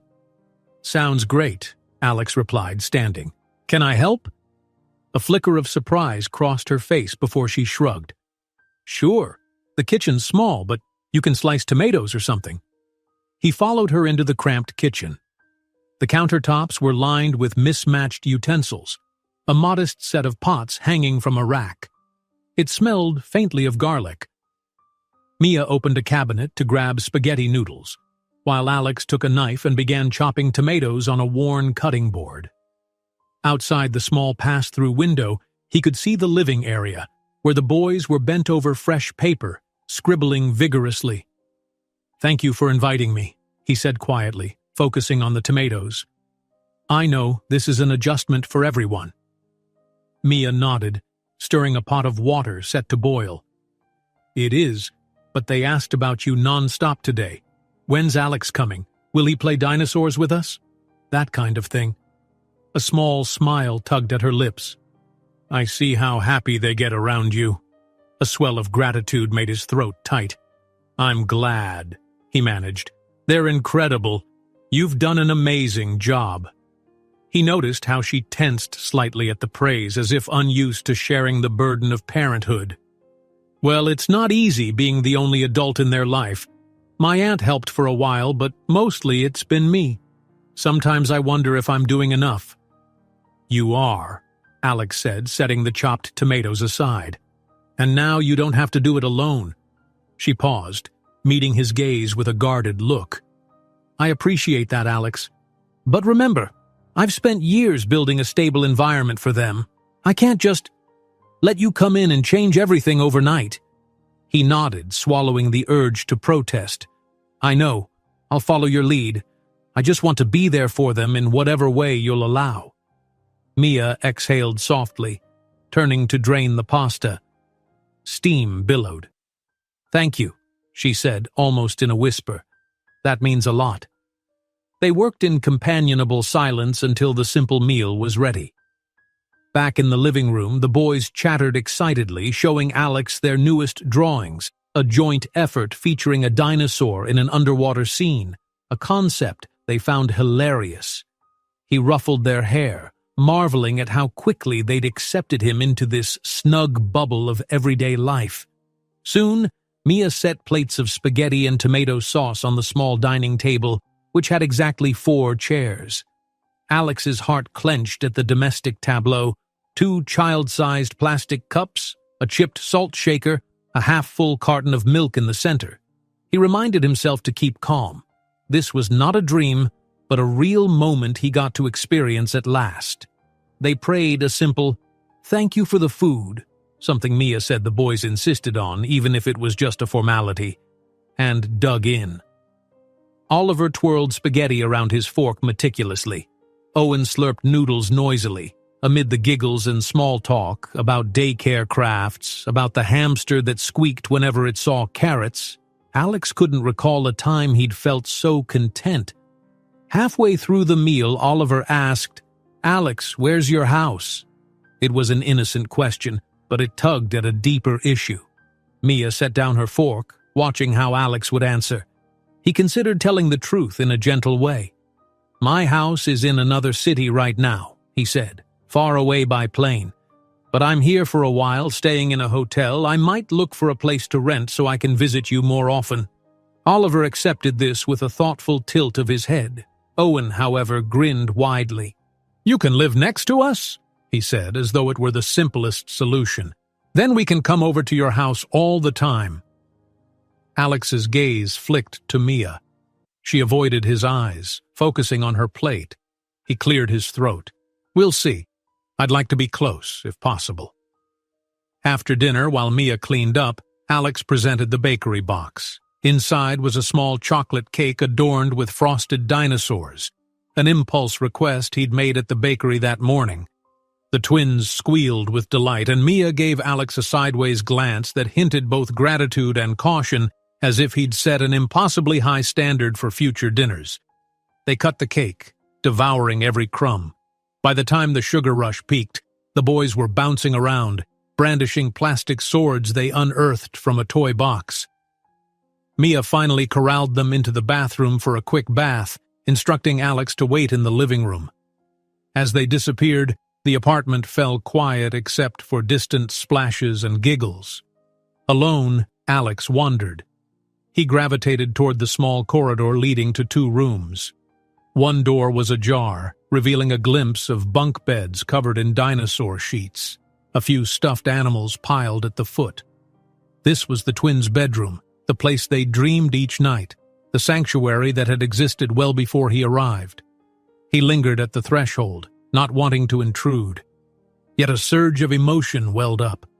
He could picture them lying there, whispering secrets in the dark, each day shaped by Mia's tireless devotion.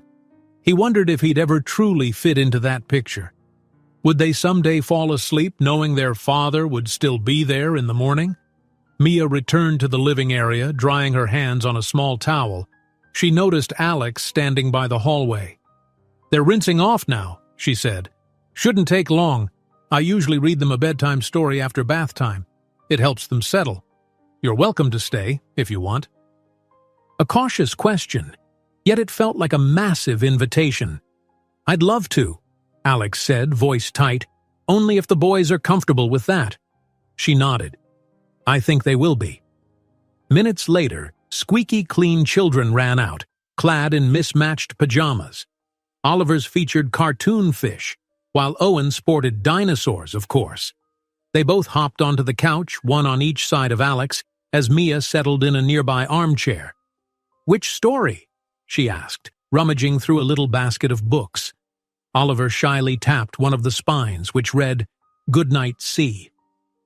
Mia handed it to Alex, her expression a silent encouragement.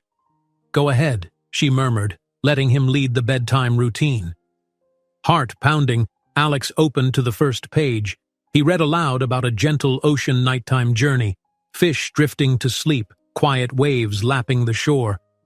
The boys leaned in, eyes shining, occasionally interrupting with a question or a comment about their own drawings.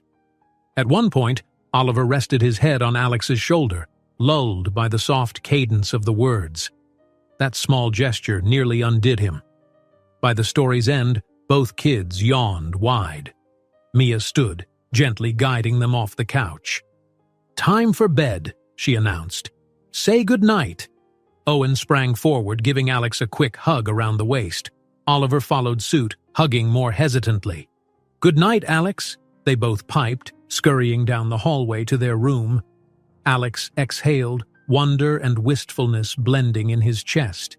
He wanted to tuck them in, see them snug under blankets, but he sensed it was Mia's call. She glanced at the hallway, then gave a tiny nod. "Come on," she whispered. "You can say a final goodnight at the door." So he did. Standing at the threshold, he watched each twin climb onto the bunk bed, Owen choosing the top, Oliver the bottom. Mia smoothed the sheets, murmuring something soothing. Then she clicked on a small nightlight. The boys waved sleepily, and Alex returned it with a gentle wave of his own. In the living room, Mia ran a hand through her hair.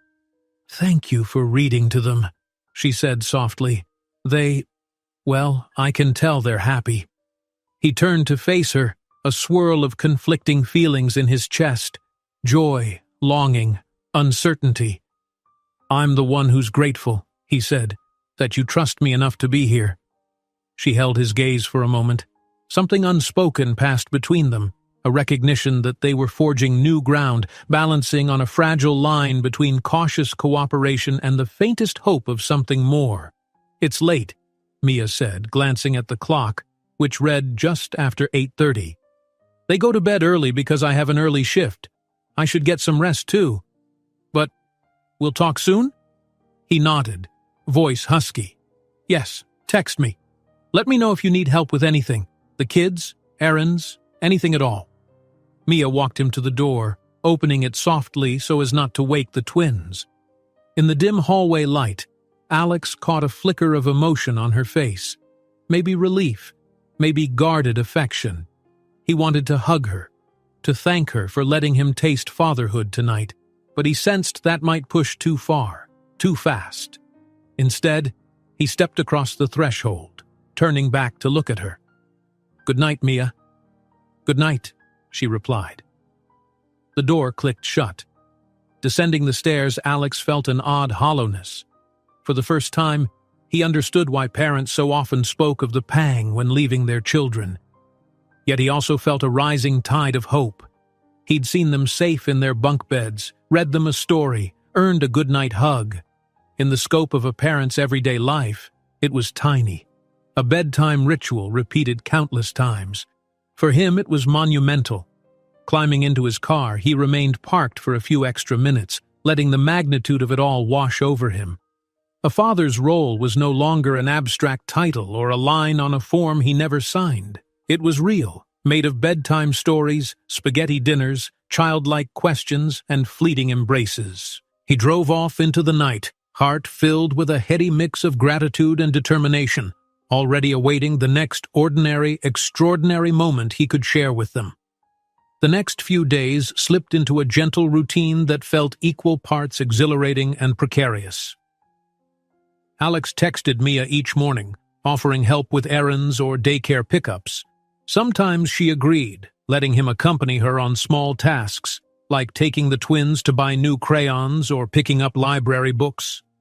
Other times, she politely turned him down, citing work shifts or the boys' already jam-packed schedules. Whenever he felt a flicker of disappointment, he reminded himself, she was letting him in more than ever before. He couldn't rush this. Between these family moments, Alex squeezed in calls with his team, finalizing decisions that normally would have required his in-person authority. Yet he found he no longer obsessed over conference calls. Instead, his day revolved around the clock that dictated Oliver and Owen's routines. Daycare hours, meal times, that precious window before bed when they were most open and playful. Mia remained cordial but cautious. She usually insisted on meeting in public places or having short visits, and each time she granted him a glimpse of the ordinary tasks that made up her world, like combing the boys' hair before preschool picture day, or checking their backpacks for missing lunchboxes. Alex felt his heart swell with a mixture of gratitude and melancholy. He saw, more clearly, the years of such moments he'd missed. And as Mia relaxed in his presence, she occasionally let slip tiny comments about how hard it had been, how many nights the twins cried for a father they didn't know they had. Alex forced himself to absorb that pain without flinching, silently vowing to prove he was here to stay. One warm afternoon, Mia surprised him by suggesting they visit a local park near her apartment, just the four of them, without the hustle and bustle of Vancouver's biggest tourist spots. It's quieter, she explained. Not many people go there, so the boys can run around without getting lost in a crowd. They piled into Mia's hatchback, Oliver and Owen strapped into their booster seats. Alex rode in the passenger side, struck by how normal it felt to glance back and see two identical faces peering through the gap between the seats, excitedly chatting about the swings. Mia's hand gripped the steering wheel, expression focused yet calm. Watching her, Alex realized it was the first time he'd ridden in the same car with all of them. A small milestone, but a milestone nonetheless. The park was a modest patch of green with a faded playground, a few worn picnic tables and a short trail weaving through trees. The twins barreled out of the car, clamoring for Alex to follow them to the monkey bars. Mia strolled behind carrying a tote bag of snacks and water bottles. They spent the next hour in a swirl of activity, pushing swings, timing each other on the slides, and playing a rudimentary game of tag that inevitably ended in squeals of laughter. Eventually, they flopped onto a patch of grass, panting and sweaty. Mia offered juice boxes to the boys while Alex passed out crackers from a zip-top bag. A sense of peace washed over him. No background noise of traffic, no urgent phone calls, just the rustling of leaves overhead and the comfortable hush of children nibbling snacks in the sunshine. Owen, cheeks flushed, finished his juice first. "Alex, will you come to our school event next week?" he blurted, eyes shining. Oliver nodded vigorously. "Yeah, the open house. Teachers said families can visit, see our artwork on the walls." Alex glanced at Mia for confirmation. She offered a tentative smile. "It's a small thing. They do it once a year. Parents can drop by during pickup time, look at what the kids have been working on." A warm flutter swelled in Alex's chest. "I'd love to," he said, trying not to sound too eager. "If it's okay with your mom." Mia handed out napkins, thinking. "It's fine," she agreed quietly. But let me know beforehand if you're free so I can let the teachers know you're coming." The faint apprehension in her voice hinted at her lingering worries. She was slowly letting him assume the fatherly role, yet the reality of it still needed careful handling. The boys grinned, satisfied. Alex ruffled Owen's hair, then Oliver's. Sitting here on this simple patch of grass, he felt more grounded than he had in years. But the stillness gave rise to a question that had been growing in him, gnawing at the periphery of every joyful moment: how to solidify his place in their daily life, not just as a pleasant visitor, but as someone who belonged. With an inward sigh, he decided to broach the topic once the kids were absorbed in the next game. He caught Mia's eye, giving a subtle nod. She pursed her lips, understanding. They'd talk soon. When the twins dashed off to the slide again, Alex and Mia lingered under the shade of a tree. She leaned against the trunk, arms folded, protective. "Something on your mind?" she asked, voice low enough so the boys wouldn't hear. He rubbed the back of his neck. "I've been thinking about staying in Vancouver longer, maybe renting a small apartment, not too far from here so I can help more regularly, be more involved." He locked eyes with her. Is that too much?" Her gaze flickered with uncertainty. "I mean, that's your choice. You don't need my permission. But it would mean a lot for the boys if you were nearby." "Exactly. But I don't want to force anything or disrupt their schedule."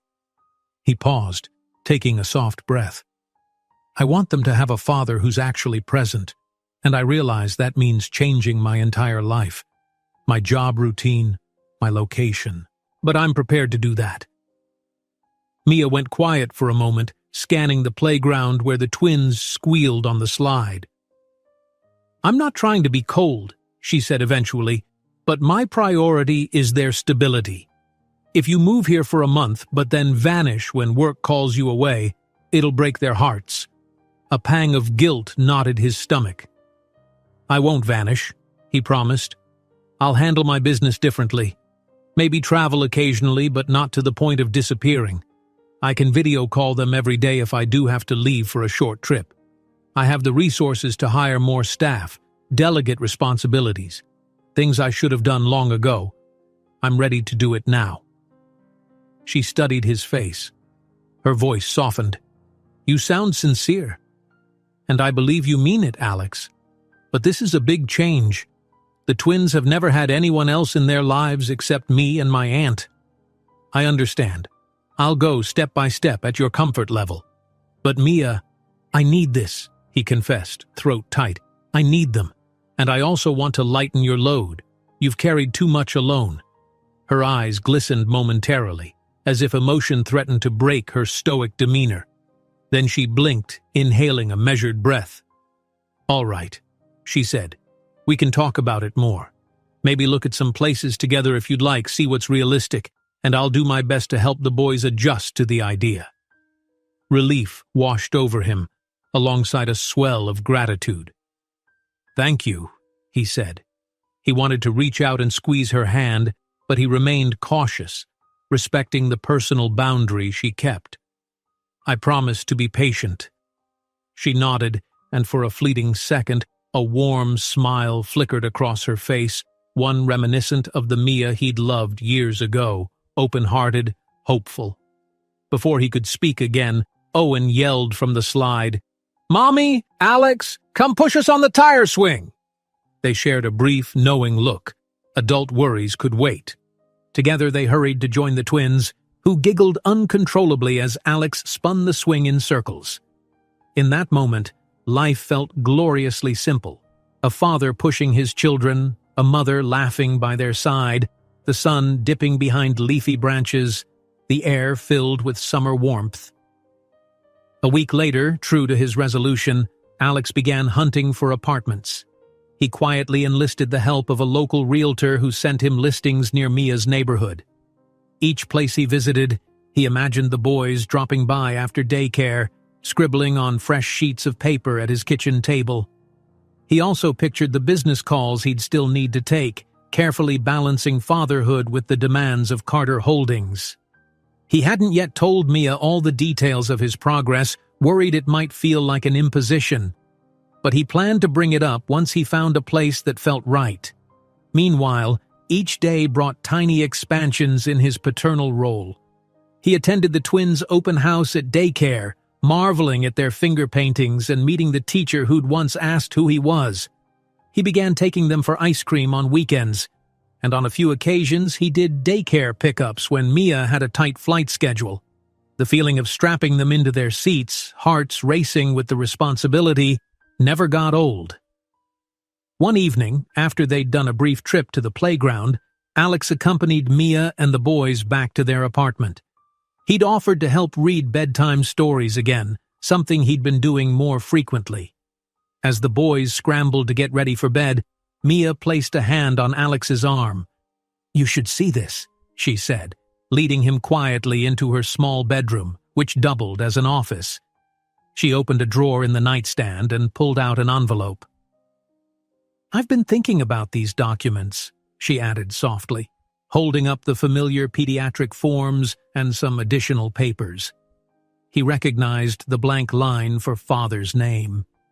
Mia spread them on the bed. "If you're serious about being here long-term, we can change these," she said. "But it's more than just a name on a form. It means you'll be their legal father in every sense. Responsibilities, rights, everything." Alex's heartbeat thundered. He glanced at the door, worried the twins might overhear. "I want it," he said, voice rough. "Whatever the legalities are, I'm ready." She nodded, swallowing. "All right, then maybe we can meet with an attorney, get advice on the proper way to do this. There might be official paternity steps, revisions to birth certificates, all of that. It's a lot of paperwork, but if you're committed—" "I am," he said fervently, clasping her hand for a brief moment. "Thank you, Mia, for trusting me enough to take this step." Her eyes glistened as though tears threatened to surface. "I just want them to know you won't leave again." "I won't," he promised. A fragile hush enveloped them, their gazes locked, wordlessly acknowledging the significance of this turning point. Then, from the hallway, came the sound of small feet thumping. The door creaked open, and Owen peeked in, puzzled. "Mommy, are you done talking? We want story time," he insisted. Mia slipped the documents back in the drawer, ushering Owen out. "Yes, we're coming," she said, offering Alex a small, tremulous smile. That night, reading a silly story about a penguin who wanted to fly, Alex felt a deeper sense of belonging. Holding the book with Owen on one side and Oliver on the other, Mia sitting close by, it was almost too much joy for him to contain. Through every silly page, every laughter-filled interruption, he felt the weight of fatherhood settle around him, not as a burden, but as a warm, protective mantle. When he finished the last line, Oliver sleepily nestled against him. Owen gave a contented yawn. Mia guided them to their bunk beds, and Alex followed to the threshold where he whispered a gentle good night. The boys waved with droopy eyelids, too tired to hug. Even so, Alex could tell they felt safe. In the living room, Mia saw him to the door. This time she didn't shy away when he gently squeezed her hand in gratitude.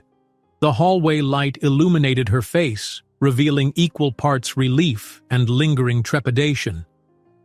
"Thank you for everything," Alex said softly, "for letting me be here." She offered a faint smile. "You're doing well, Alex. They're happy." His heart squeezed with affection. He nodded, unable to form a better response, and quietly slipped into the hallway. As he descended the stairs, he realized how much had changed in such a short time. He was part of their days now. Homework, bedtime stories, even discussions about preschool forms. Soon he might be part of their legal paperwork too. And though there were 1,000 unknowns, his job, his future address, Mia's guarded heart, he felt certain he'd never go back to his old life. This was the only path he wanted, wherever it led. Pulling out of the parking lot, he glanced up at the apartment windows. A warm glow spilled through where he knew Mia and the twins were settling in for the night. A sense of peace flooded him. Tomorrow, and each day after, he would show them he wasn't going anywhere. He had walked into this ordinary, miraculous world of family, and he intended to stay. A gentle rain fell over the city as Alex stood in front of a nondescript office building, clutching an umbrella with one hand and a folder of legal documents with the other. It was late afternoon, and the rush of pedestrians skirting puddles provided a distant hum. His heart pounded in a slow, steady rhythm, not from nerves about board meetings or corporate deals, but from the weight of fatherhood that rested on his next steps. Inside that building, a family attorney waited to advise him and Mia on official paternity paperwork. For weeks, they'd been preparing to finalize what they'd quietly agreed upon, that he would become the legal father to Oliver and Owen. He glanced around, and there she was, Mia approaching, hood raised on her jacket to shield from the drizzle. She held a small bag, papers and notes, and her expression, while calm, flickered with a touch of tension. As she reached him under the umbrella, her gaze traveled to the folder he carried. "Nervous?" she asked, voice low yet kind. Alex let out a measured breath. "Yes," he admitted. "Not because I'm unsure, but because I want this done right." She nodded, and for a moment they simply stood there, sharing the umbrella. Around them, the city churned with life. They exchanged no more words. This meeting would shape their children's future in a way few official acts could. At last, they headed inside. An elevator ride carried them to the 7th floor, where a small, friendly sign read, "Family Law and Mediation Services." In the waiting area, Mia gently folded her jacket while Alex checked his phone for a text from the daycare teacher. Just a reminder that the twins were currently in aftercare, drawing pictures for some big surprise. The knowledge that the boys were safe and happy steadied him. A receptionist guided them to a modest conference room. Painted in soothing tones, it held a round table, a couple of file cabinets, and a gently humming air conditioner. There sat Lauren, the family attorney Mia had found. An older woman with kind eyes and a warm handshake. She bade them sit, offering water and a patient smile. "So," Lauren began in a measured tone, "we're here to finalize paternity recognition for Oliver and Owen, correct? I've reviewed the initial forms you both shared.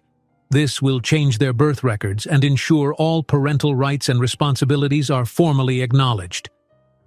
Alex glanced at Mia, who offered a supportive nod. He faced Lauren, voice steady. "Yes, that's exactly what we want." Lauren meticulously laid out the steps, confirming a paternity affidavit, updating the official birth certificates, and adjusting any future legal or school forms. Alex would have the right to make parental decisions, medical, educational, the works. He would also be legally accountable for the children's well-being. Mia's name, of course, remained as mother with full guardianship. They'd share joint legal custody unless otherwise specified. Part of Alex wanted to apologize for his belated arrival in their lives, to sign 1,000 promises that he'd never break. But he knew that piece wasn't about paperwork. It was about actions he would take every day. Lauren handed over the final documents. "I can walk you through the standard clauses," she said gently, "and if you have any additions, like a travel clause or specific visitation details, you can add them. But from what Mia explained, you two are committed to co-parenting in a flexible, cooperative way." Mia looked at Alex, eyes reflecting that cautious trust they'd nurtured for the past weeks. "We are," she agreed. "We don't want to complicate it with rigid schedules yet. The boys are still learning that Alex is part of their life now." He swallowed the emotion building in his throat. "I just want to make sure I'm there for them," he said quietly. "In every sense." Lauren smiled, sliding a pen across the table. "Then let's sign." They each took turns writing their names on the designated lines. Mia's hand shook just a bit when she passed Alex the pen. He steadied himself, scrawling his signature carefully beside the typed paragraphs that would cement him as the father of Oliver and Owen. A final flourish, a date, and it was done. When Lauren gathered the papers, she stamped them with an official seal. "Congratulations," she said softly. "Your next step is filing these with the registrar's office downtown. I can handle that on your behalf. In a few weeks, you'll have updated birth certificates."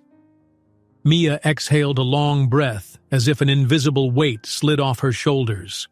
Alex leaned back in his chair, heart pounding with relief. Years of not knowing, of missed chances, culminated in this quiet, unassuming conference room. Yet it was a profound moment, one he hoped the twins would someday understand. Lauren escorted them out, promising to call when everything was officially processed. Outside, the rain had stopped, leaving the sidewalks glistening. Alex walked Mia to her car. She was heading to pick up the boys from daycare and paused with his hand on her car door. "Well," he said with a slight laugh, "that's a big step." She nodded, glancing at him through damp lashes. "It is. We'll need to talk to Oliver and Owen in a way that makes sense for their age. But for now, maybe it's enough that they already call you Alex and know you'll be around." He raised a brow. "Someday, maybe they'll call me Dad?" Her answering smile was both tender and cautious. "Someday," she agreed. "They're bright kids. They'll figure it out, especially with how you've been showing up these past weeks." He slipped his hands into his pockets, hesitating. "Would you like me to come with you to pick them up? Maybe we can tell them together that I've officially become something more, at least on paper." Mia gave a thoughtful tilt of her head. "Let's keep today simple. I'll bring them home for dinner, and you can swing by. We can celebrate with them in whatever small way makes sense. No big announcements yet. They don't even know what legal forms are." "That makes sense," he conceded. After a brief goodbye, Mia climbed into her hatchback and drove off, leaving Alex standing by the curb.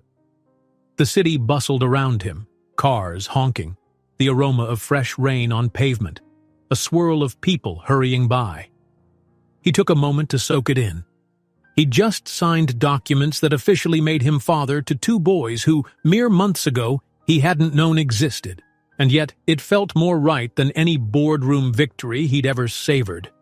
He fished out his phone, quickly messaging Claire to finalize some decisions about relocating Carter Holdings' smaller branch to Vancouver, something he'd set in motion quietly, ensuring he'd have a legitimate office presence here. He also arranged to view another apartment listing. He wanted the next step of physically rooting himself near Mia and the twins. After all, fatherhood wasn't just about a signature. It was about being present, day in and day out. That evening he arrived at Mia's apartment with takeout pizza. Nothing fancy, but an impromptu way to mark the occasion. Inside, the boys bounded up to greet him, each talking over the other about their day at daycare. Mia smiled at the sight, ushering them to wash hands while Alex cleared a spot on the small dining table. They ate casually, the twins giggling over extra cheese and the silly jokes Alex attempted. There was no grand announcement about updated birth certificates or paternity affidavits. Instead, it was just a joyous, everyday scene of four people sharing a meal, parents and children, bonded by genuine affection rather than ceremony. When the plates were scraped clean, Mia looked at Alex meaningfully. "Boys," she said, pressing her palms on the table, "we have something to share with you. Remember how you've been asking if Alex will keep coming around?" Oliver nodded, eyes wide. Owen blurted, "He's coming forever, right?" Alex chuckled softly, glancing at Mia for permission. She nodded. He leaned forward, resting his forearms on the table. "You know how some kids have a daddy who lives with them or visits them a lot?" He began carefully, searching their faces. "Well, I'm going to be here for you, like a dad would be, because I love you both and want to help take care of you." The twins processed the words with wide-eyed curiosity. For them, a father was still a vague concept. The excitement of having him in their daily life overshadowed the formalities. Oliver asked, "So you'll still come play with us and read stories?" "Yes," Alex promised. As often as you want, and your mom allows." Owen's grin lit up the room. "Cool," he declared, grabbing a leftover slice of pizza for emphasis. "Then can we go to the dinosaur exhibit next week?" Mia laughed softly. "We'll see, honey. One step at a time." That was enough for the twins. They resumed chattering about dinosaurs, launching into ideas for weekend outings. Alex and Mia exchanged a glance filled with relief. The legal aspect might be lost on the children, but the emotional anchor of having a dad was already taking root. After dinner, Alex helped with the cleanup, rinsing plates, while Mia directed the boys to gather crayons and books. Then came their evening routine of reading in the living room. This time, Oliver dozed off on Alex's lap mid-story, the child's rhythmic breathing a lullaby of trust. Meanwhile, Owen struggled to keep his eyes open, eventually nodding against Mia's shoulder. Gently, Alex lifted Oliver, carrying him down the short hallway to the bunk bed, while Mia brought Owen. They tucked them in, softly whispering goodnight.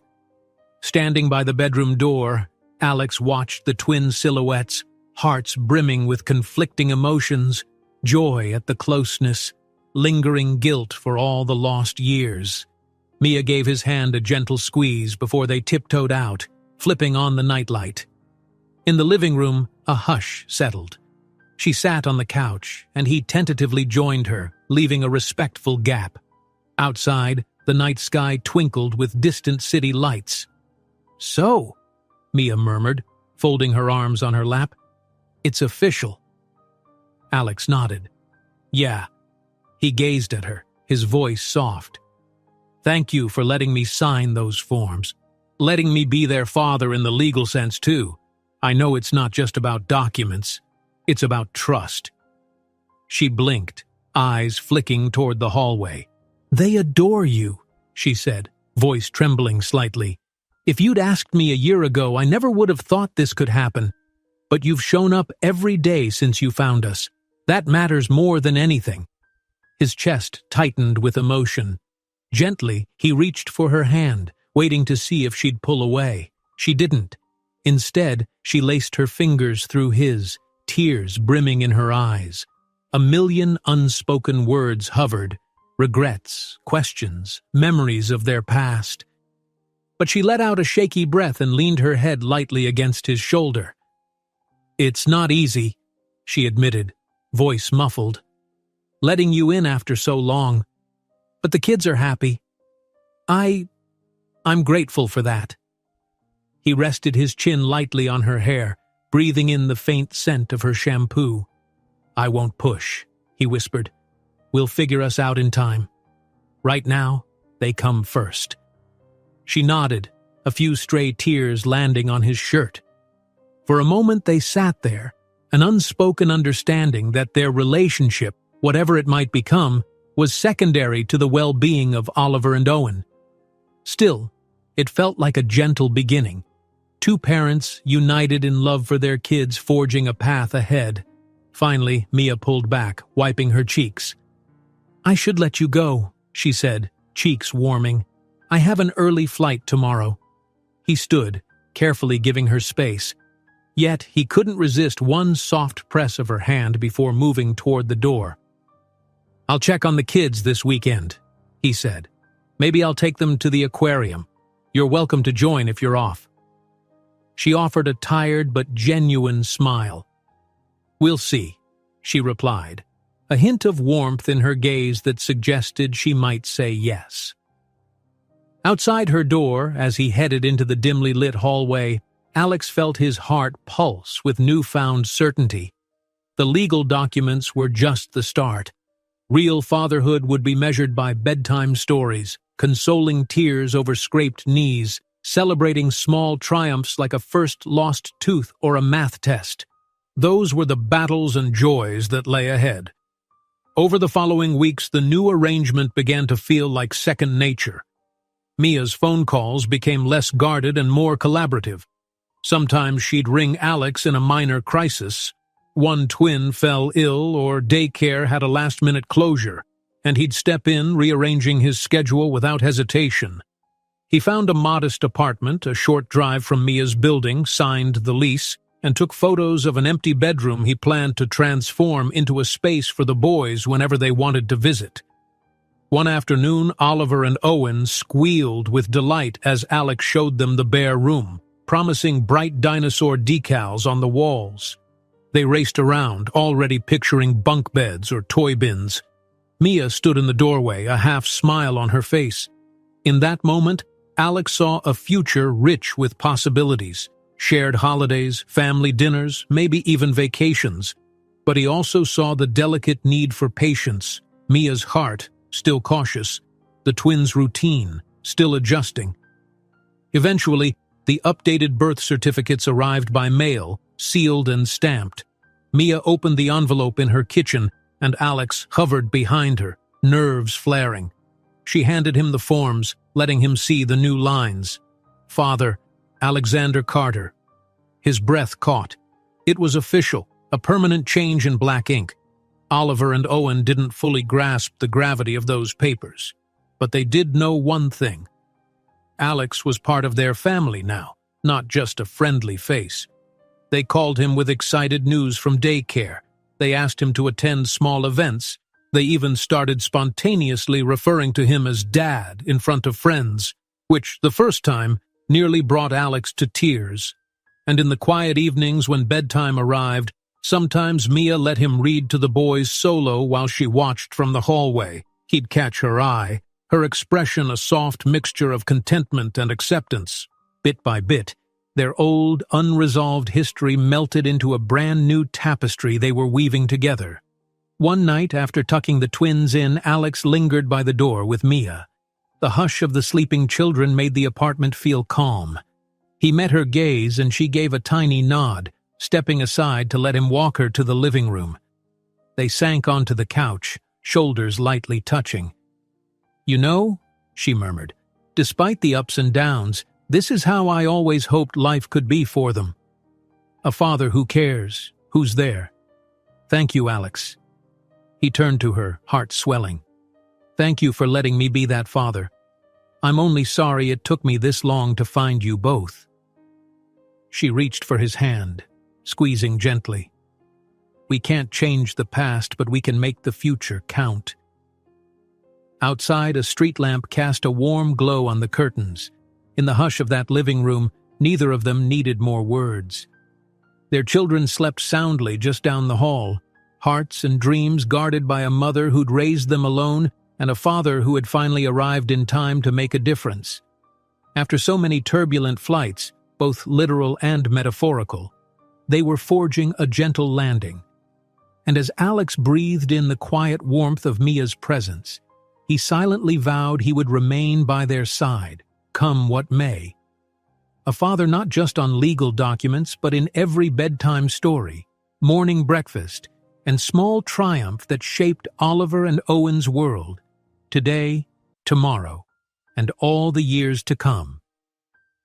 If you enjoyed this story, don't miss the next one. Just click on the screen.